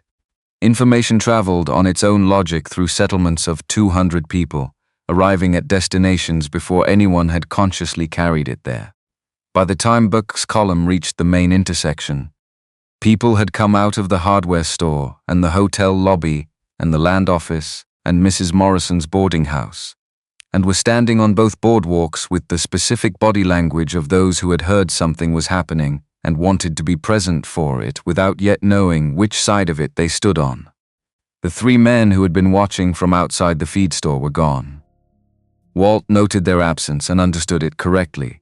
They'd seen the column on the road east of town and gone to report, which meant Cord had perhaps 3 minutes of warning, which was enough time to make several bad decisions, but not enough time to make a good one. The freight office was on the west side of the main street. Wide building, double doors onto a loading platform. The doors were closed, and the windows shuttered from the inside, which told him people were in there and aware. Burke dismounted. His deputies dismounted. The sound of it, boots on frozen ground, the jingle of tack being gathered, the particular silence that followed a group of men getting off horses when the getting off horses meant something, carried down the main street in both directions. Burke walked to the freight office doors and knocked. 3 times. A measured pause. 2 times. Walt had told him the knock sequence while they were saddling the horses at the garrison, and Burke had listened without asking why, which was the response of a man who understood that operational details provided by people with direct knowledge of the situation were worth respecting even when the reasoning wasn't fully explained. The doors opened. Fletcher Cord was not what 4 days of hearing his name had permitted the imagination to build. He was 60, compact, with the grooming of a man who understood that presentation was itself an argument, the wool coat without a wrinkle in it. Despite the cold, the boots maintained, the silver at his temples, arranged as evidence of experience rather than age. His face was the face of a man who had spent decades reading rooms before deciding what expression to put on in them, and he was reading this one. He saw Burke. He saw the warrant in Burke's hand. He saw the 6 deputies in their positions on the platform and in the street. And then, Walt watched him do it. Watched the sequence of recognition travel through the man's face like a current finding the path of least resistance. He saw Ruth Callum sitting on Barnaby's back at the rear of the column with the flour sack across her saddle. The room reading stopped. For one moment, brief, genuine. The only honest thing Cord's face had probably done in years. He showed the expression of a man who had built his entire current calculation on the assumption that she was dead and was now receiving the information that she was not. He recovered quickly. The composed surface came back. But Walt had seen the moment, and the moment had been enough. Burke read the warrant aloud. He read it in full, which took several minutes, standing on the loading platform of Cord's freight office on the main street of the Forks, with the people of the town on both boardwalks listening to every word. It was a long document. Burke had clearly written it with the intention that it be read publicly. because the language was precise and specific and named names and amounts and statutory violations in the order that would be most comprehensible to a person without legal training hearing it for the first time while standing in the cold. Walt listened to the reading and watched the boardwalks. He watched the people of the Forks listen to the names of what had been done to them and to their neighbors in the language of federal statute. Listened to the property fraud and the bribery and the falsified surveys and the titles that had been altered. And he watched their faces go through the sequence that faces went through when they learned that what they'd suspected or feared or half understood was being confirmed in official language by a federal circuit judge. Not surprise, mostly. Confirmation was different from surprise. Confirmation was heavier and quieter, and it produced in people a stillness that was not passivity, but the stillness of absorbing something that would need to be lived with. He found the Morrison family on the North Boardwalk. He didn't know their faces, but he knew the general shape of them. The husband with the stillness of a man who had lost something and had been carrying the loss as a private weight. And when Burke read the entry about the altered survey records that had invalidated their title, the man's face did something that wasn't quite an expression. It was the face beneath expressions. His wife put her hand in his without looking at him. Cord's 6 men came out of the freight office, one at a time as Burke's deputies moved to the doors. They came out and they did the arithmetic. 6 of them, 6 deputies, a federal warrant, a crowd of 200 people who were going to remember every choice made here today. And they made the right arithmetic, which was the arithmetic of surrender. They did it without flourish and without drama, which was, Walt thought, about the most professional thing any of them had done in this situation. Sheriff Pruitt came out of the sheriff's office across the street at the sound of his own name in the warrant. He stood on his boardwalk and listened to the charges, and his face during the reading was not the face of a man hearing accusations. It was the face of a man hearing a description of something that had already happened, which was a different experience entirely. The experience of being located rather than accused. When Burke finished, Pruitt crossed the street without being asked and handed his badge to one of the deputies and stood where the deputy indicated. Walt watched this and thought about the man who had told him, on the day he signed the papers closing the Callum investigation, that he'd made the right call. The man had believed that, possibly. Or he'd said it because it was the easier sentence. Walt had no way to know and found, to his mild surprise, that he didn't particularly need to. Pruitt's accounting was between Pruitt and the federal court. Walt's accounting was his own.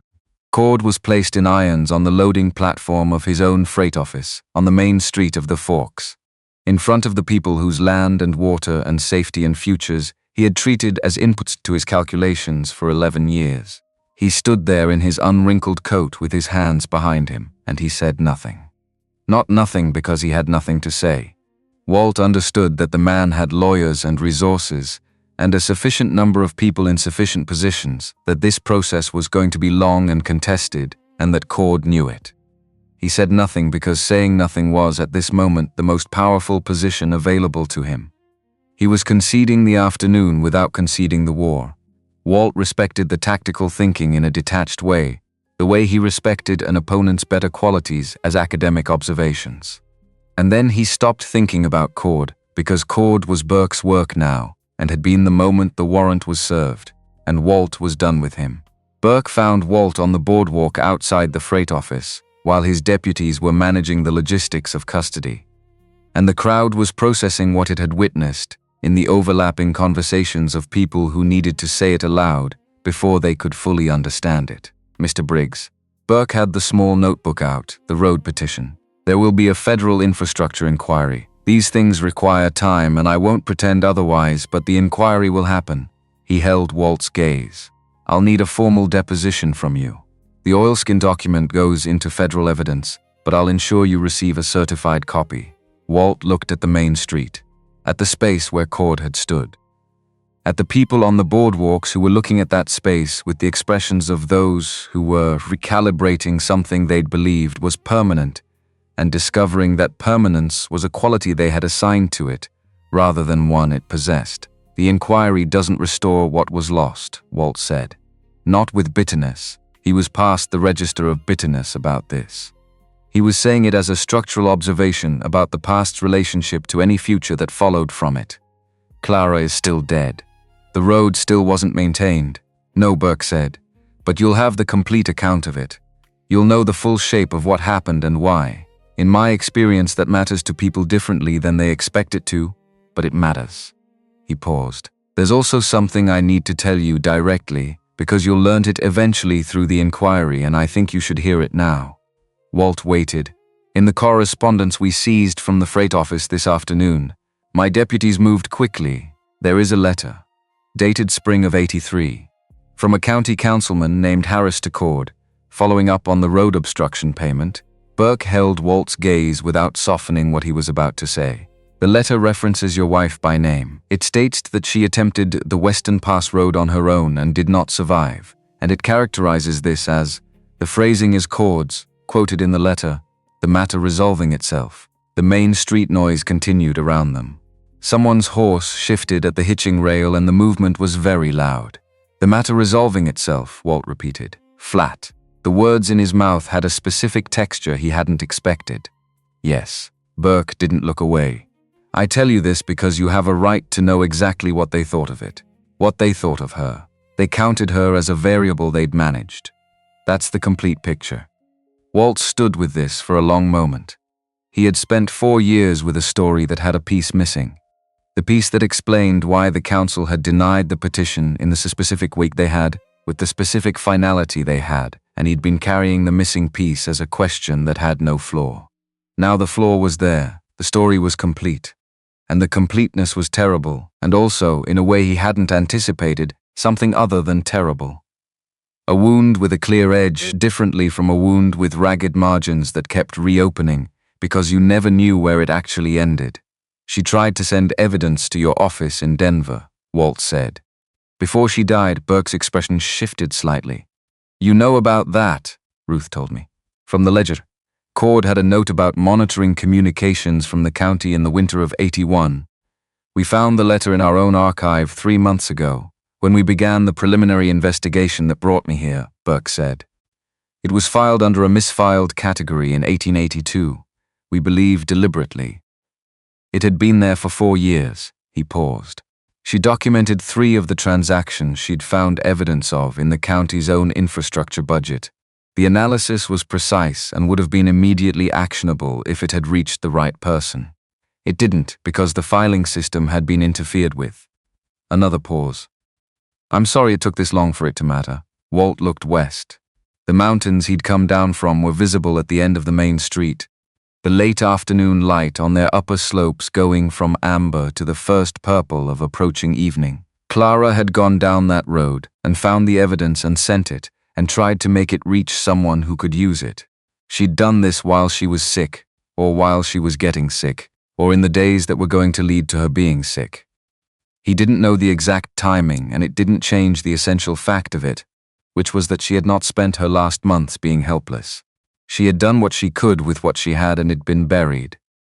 And now it wasn't buried, thank you, Walt said. He said it plainly, the way he said things that were simply true. Then he turned from Burke and walked down the boardwalk toward the south end of the main street where Ruth was standing. She was not watching the freight office or the deputies or the crowd working through its processing of the afternoon. She was standing in front of the land office window, looking at the notices posted there. The title claims, the survey records, the administrative filings that were the paper skeleton of who owned what in this valley. Her right hand was at her side, her left arm was still bound. The flour sack was at her feet. Walt stopped beside her. She didn't turn. She was reading a specific notice. A title transfer dated the previous spring, the Morrison property, the kind of language that made a theft look like a transaction. He watched her read it, and watched her face, and saw in her face the thing he'd seen in the ravine, which was not exactly the same thing anymore, but was made of the same material.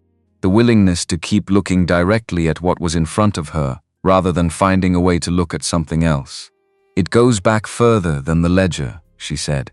Thomas always said the valley changed when Cord got the first freight contract. That was '74. I was 11. She paused. He tried to organize people even then. He thought if the homesteaders pooled the water access rights before Cord could buy the individual parcels, They could hold the river access in common and Cord couldn't monopolize it. She looked at the notice. He never got enough people. They were afraid. They had reason to be, Walt said. Yes, she turned from the window. Her face was tired in the way that went past the physical.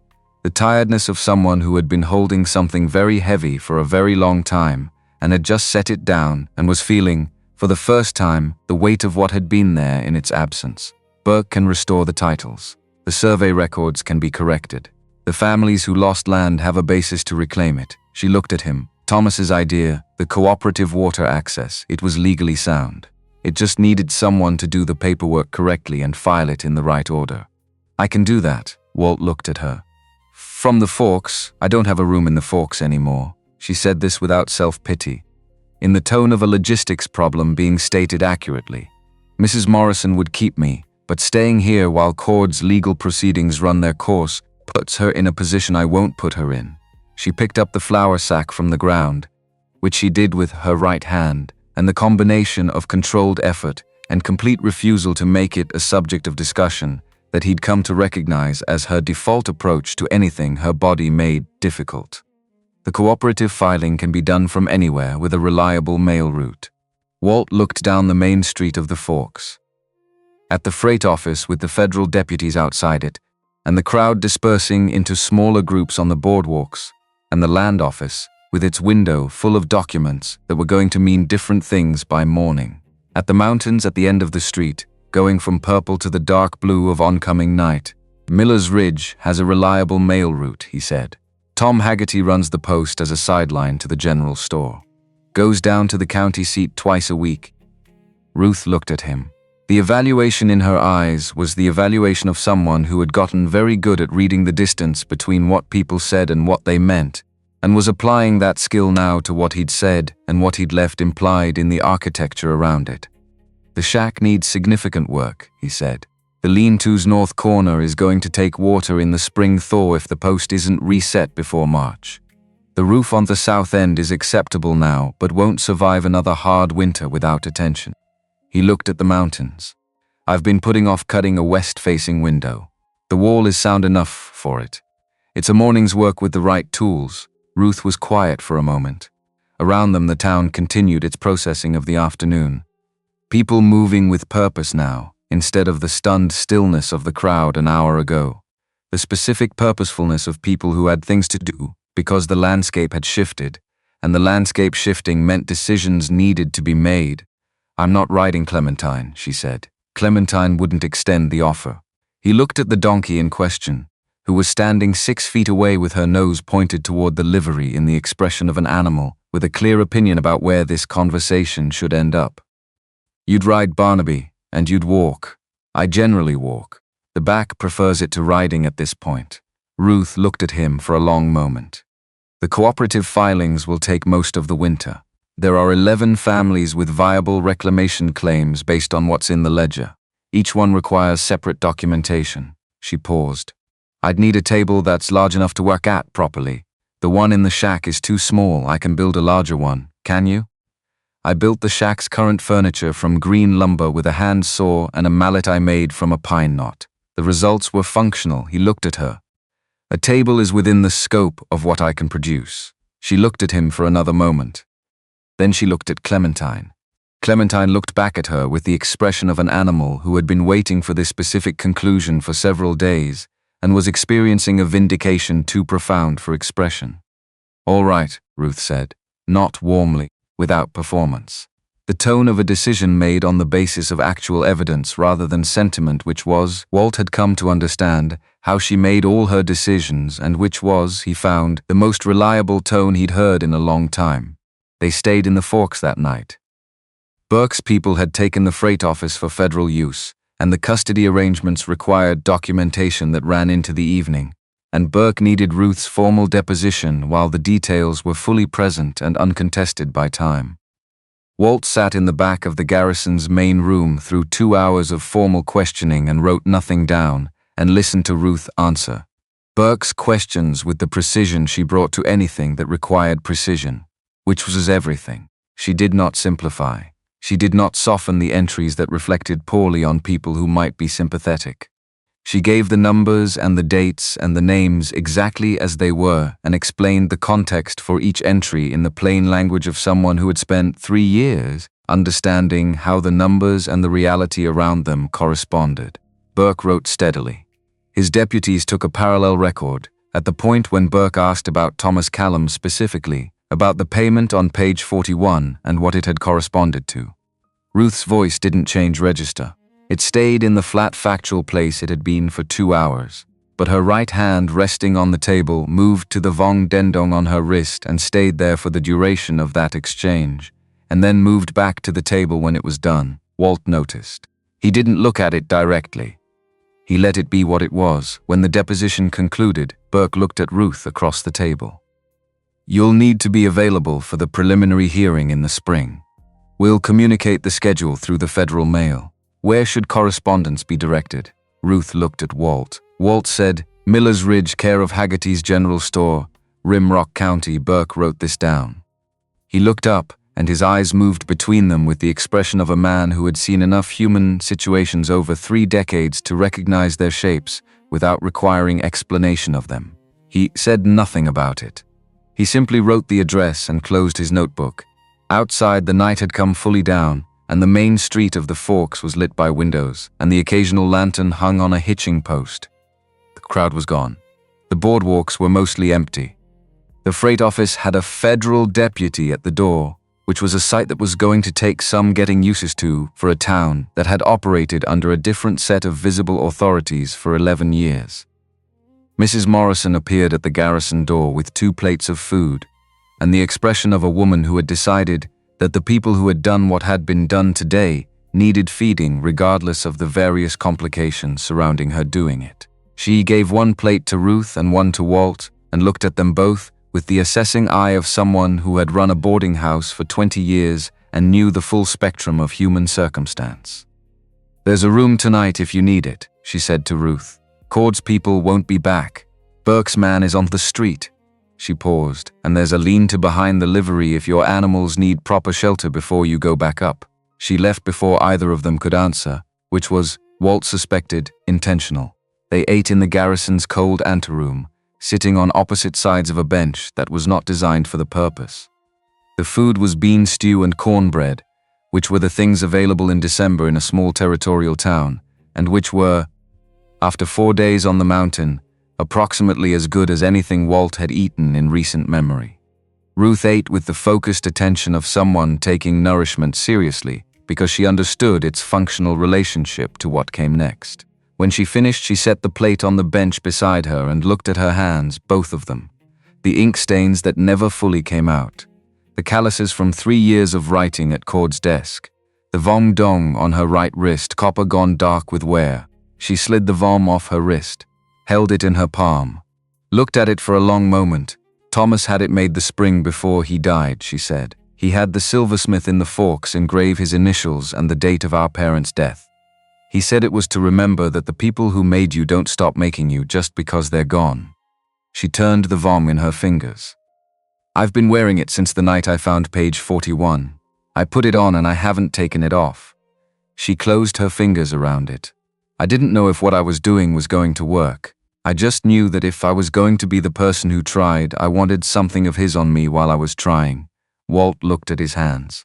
At the worn leather of his gloves folded on the bench beside him, the left one still damaged from the ravine descent. At the bandage on his left arm visible below his sleeve, "Clara sent evidence to Burke's office in Denver," he said, "before she died. In the winter of '81, he looked at the wall across from them. Burke told me today. The letter was filed in the wrong category, deliberately, and sat in their archive for 4 years. She documented 3 of the transactions. The analysis was sound.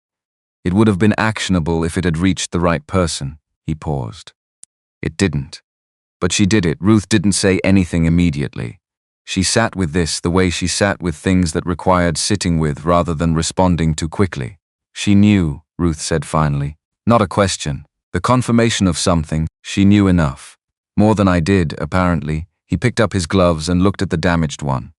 "I've been carrying the petition in my pocket for 4 years because I thought it was the record of my failure. I kept it because getting rid of it felt like getting rid of the last true account of what had happened. He set the gloves down. It was never only that. Ruth opened her hand and looked at the vom again. Then she set it on the bench between them, not putting it back on, not putting it away, setting it down in the space between them as a thing that had been carried and could, for the moment, rest. The people on pages 11 through 40, she said. When I write to them about the reclamation claims, about what the ledger shows, I want to tell them what Thomas was trying to do, the cooperative access, why it mattered. Not just that they can get the land back, but what the land was supposed to be part of. She looked at the wall. He had a phrase for it. He said people who shared a water source shared a future. He meant it practically, about irrigation and stock and drought years. But I think he also meant something else by it. He was right either way, Walt said. He was right every way. She picked up the vom and held it for a moment, and then slid it into the pocket of the canvas coat. Not onto her wrist, but kept close, different. I'll write the letters in the spring when the responses to Burke's notices start coming in, and people understand what's possible. She looked at Walt. The table needs to be by the window. Light matters for close work. West-facing window, he said. Morning light is from the east, which is indirect and better for sustained writing. I should have specified east-facing window then. I said I was putting off cutting a west-facing window. The east wall already has one. He looked at her. I'll cut the west one for the view. The east one you can use for the table. Ruth looked at him for a moment. Then she picked up the vom from her pocket and turned it once in her fingers and put it back. All right, she said. The same tone as before, a decision based on evidence. They left the Forks before dawn. Mrs. Morrison had pressed 2 days' worth of provisions on them the previous evening.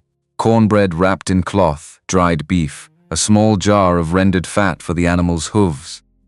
A bar of soap wrapped in paper that she'd pressed into Ruth's hands with the expression of a woman communicating something that didn't need to be said. Ruth had thanked her with the directness that was her default mode of gratitude, which was to say she'd thanked her specifically for the specific things, and not generally for the general kindness, which was rarer and more useful. The east approach out of the Forks was clear in the pre-dawn dark, the snow packed firm enough for the animals to move on it without breaking through to the loose powder underneath. Walt led. Clementine moved beside him. Ruth rode Barnaby with the provisions in the flour sack balanced across her saddle, and her left arm less rigidly bound than it had been. The wound was knitting, slowly, in the way wounds knit when they've been properly cleaned and allowed to do their work without further insult. Rust brought up the rear. The sky began to lighten as they took the ridgeline fork north, the same route they'd come down on the previous afternoon. The light came up gray first, and then, as they gained elevation, the specific pink that the high country produced when the angle was right and the air was clear enough. Walt had seen this light perhaps 1,000 times on this mountain, and it was different from the same light lower down. Something about the thin air and the reflectivity of the snow surface at altitude producing a quality that the valley light didn't achieve. He didn't say this. It wasn't the kind of observation he'd been making out loud for some years. But he looked at it. Ruth looked at it too. He could tell by the quality of the silence she was making. A looking at something silence rather than a thinking about something silence, the two of which he'd learned to distinguish over the past several days. She didn't say anything about it either. They moved through it together without requiring it to be described. The trail climbed and the town dropped away below the tree line, and then below the visible horizon. And then there was only the mountain and the four of them, and the sound of hooves and boots on packed snow and the birds beginning their morning accounting in the branches overhead.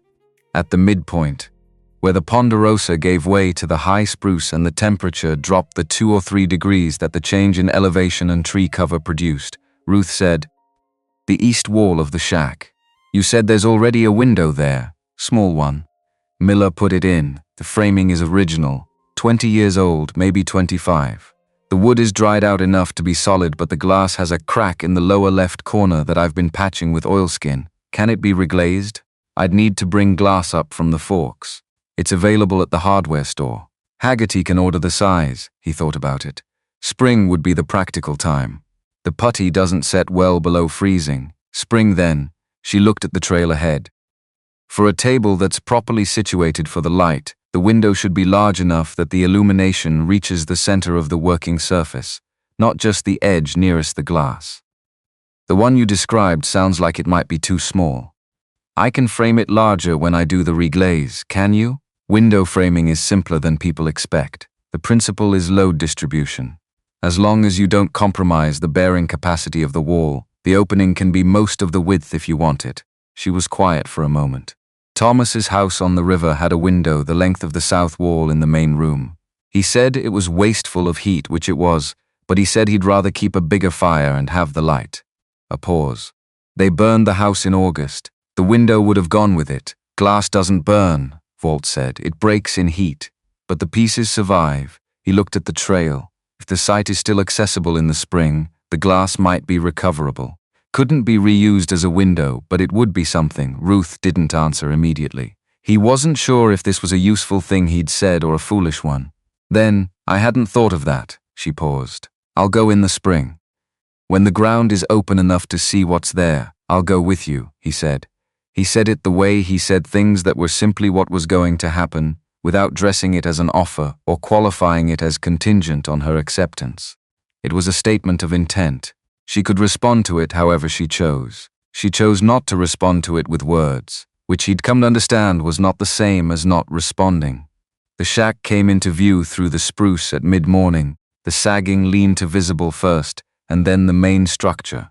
And Walt looked at it with the eye of a man returning to something he knew in full detail and finding it the same as he'd left it. The door he'd gone through on his shoulder 4 days ago was still hanging at the angle the impact had left it. One hinge sound, one knot. He'd need to reset the bad hinge before it failed entirely. The snow against the leeward wall had built up further overnight, which meant he'd need to clear it before it pressed against the base logs and found the small gaps that water would use in the thaw. He looked at these things as tasks with sequences, which was a different way of looking at a shack than he'd been using for 4 years. 4 years of looking at it as sufficient. Now he was looking at it as a place that was going to need to be more than sufficient, and the looking required more attention than the other way had. He got the animals into the lean-to and checked the north corner post. Still standing, but the frost heave over the winter had shifted it 4 inches, and the base was soft enough now that spring water would find it. He put a mental mark on it. March before the thaw started in earnest. Ruth stood in the lean-to entrance and looked at the interior of the main shack through the open door. At the hearth and the bunk and the 3-legged stool, and the small table and the walls of stacked logs with the mud chinking that needed seasonal attention. She was doing what he'd done, looking at it not as it had been but as it was going to be used. The table, she said, against the east wall, below the window. I'll build it long enough that you can spread papers across it, and the bunk is the only sleeping arrangement. Walt looked at the bunk, which was sized for 1 person, which was what the shack had required for 4 years. There's lumber in the lean-to storage that Miller left.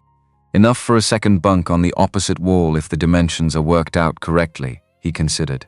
It's a small room. I'm aware of the dimensions of the room, Ruth said. I spent a night and most of a day in it. The second bunk would be narrow. I've been sleeping in a boarding house with a window that didn't close completely for 18 months, she said. Narrow doesn't concern me, he looked at her. She was looking at the shack with the look of someone making a practical assessment of a practical situation, which was what it was.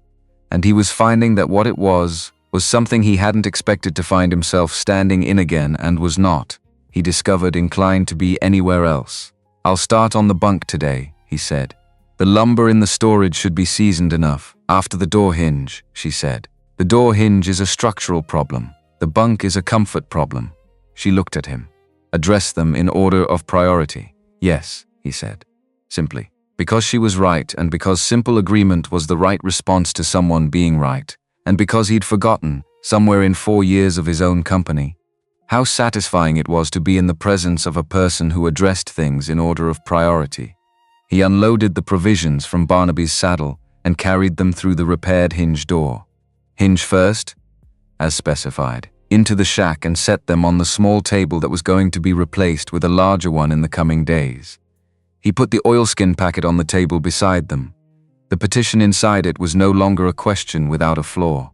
It was a document in a federal proceeding, a piece of an account that was now going to be told, in full, in the proper place, in front of people with the authority to make it matter. He stood in the middle of the shack and looked at the east wall where the window was, with the cracked lower corner and the oilskin patch he'd been meaning to replace for 2 seasons.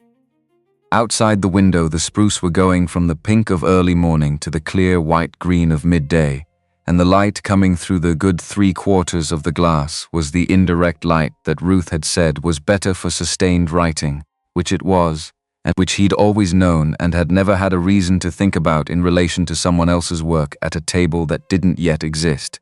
Clementine came in from the lean-to.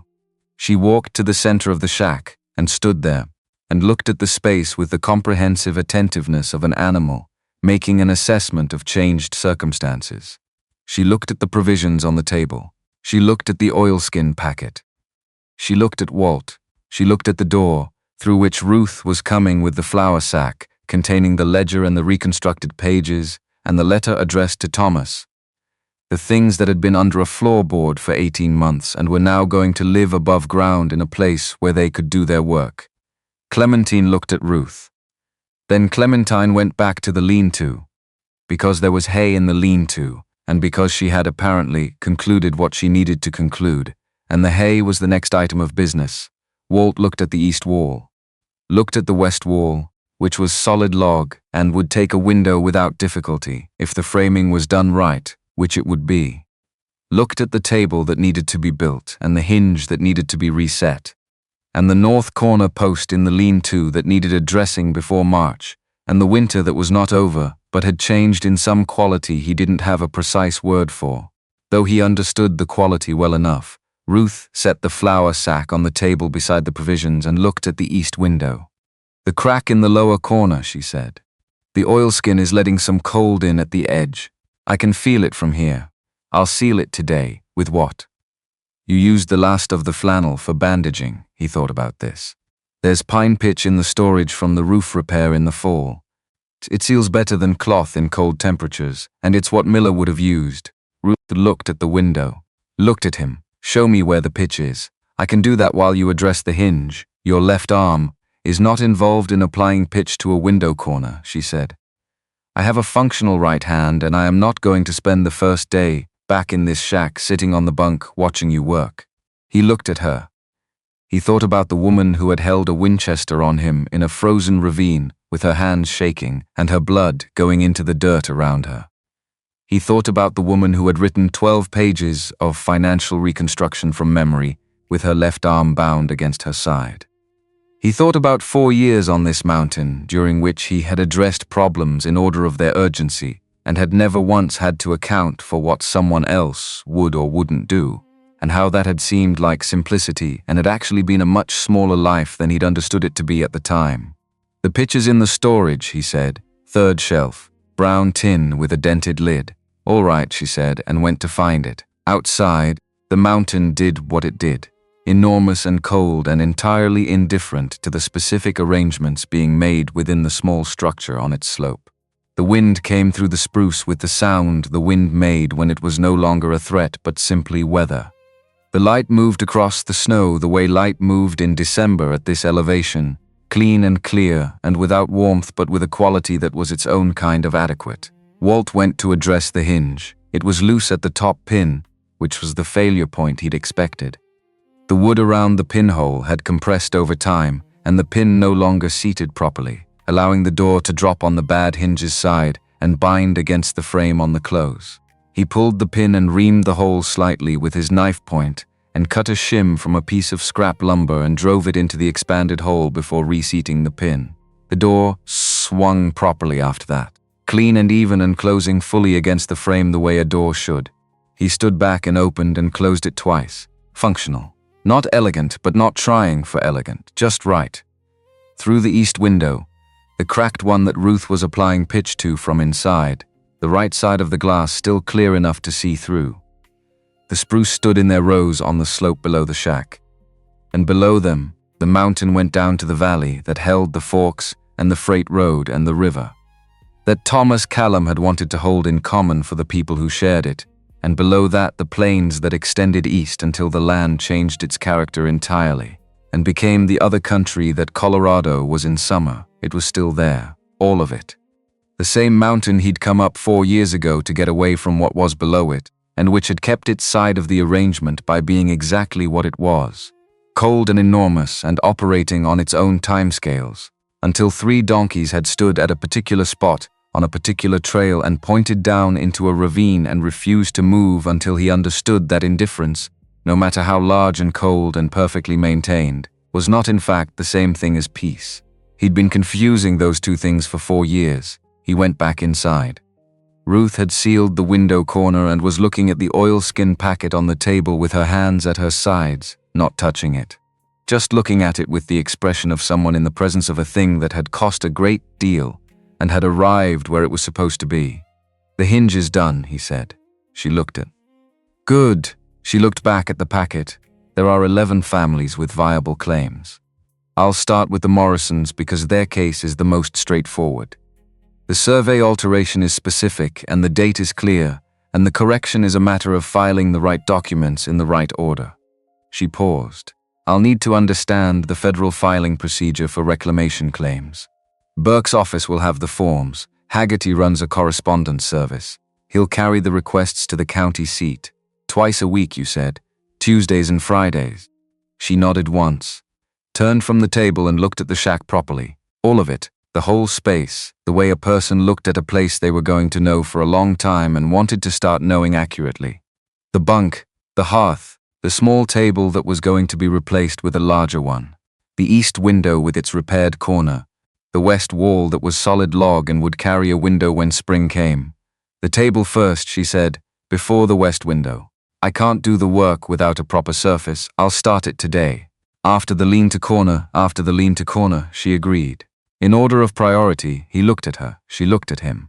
Outside, Clementine made the low sound, the specific one, the one he'd heard 5 times in 7 years, that she reserved for conclusions she'd reached ahead of everyone else and had been waiting for them to catch up to.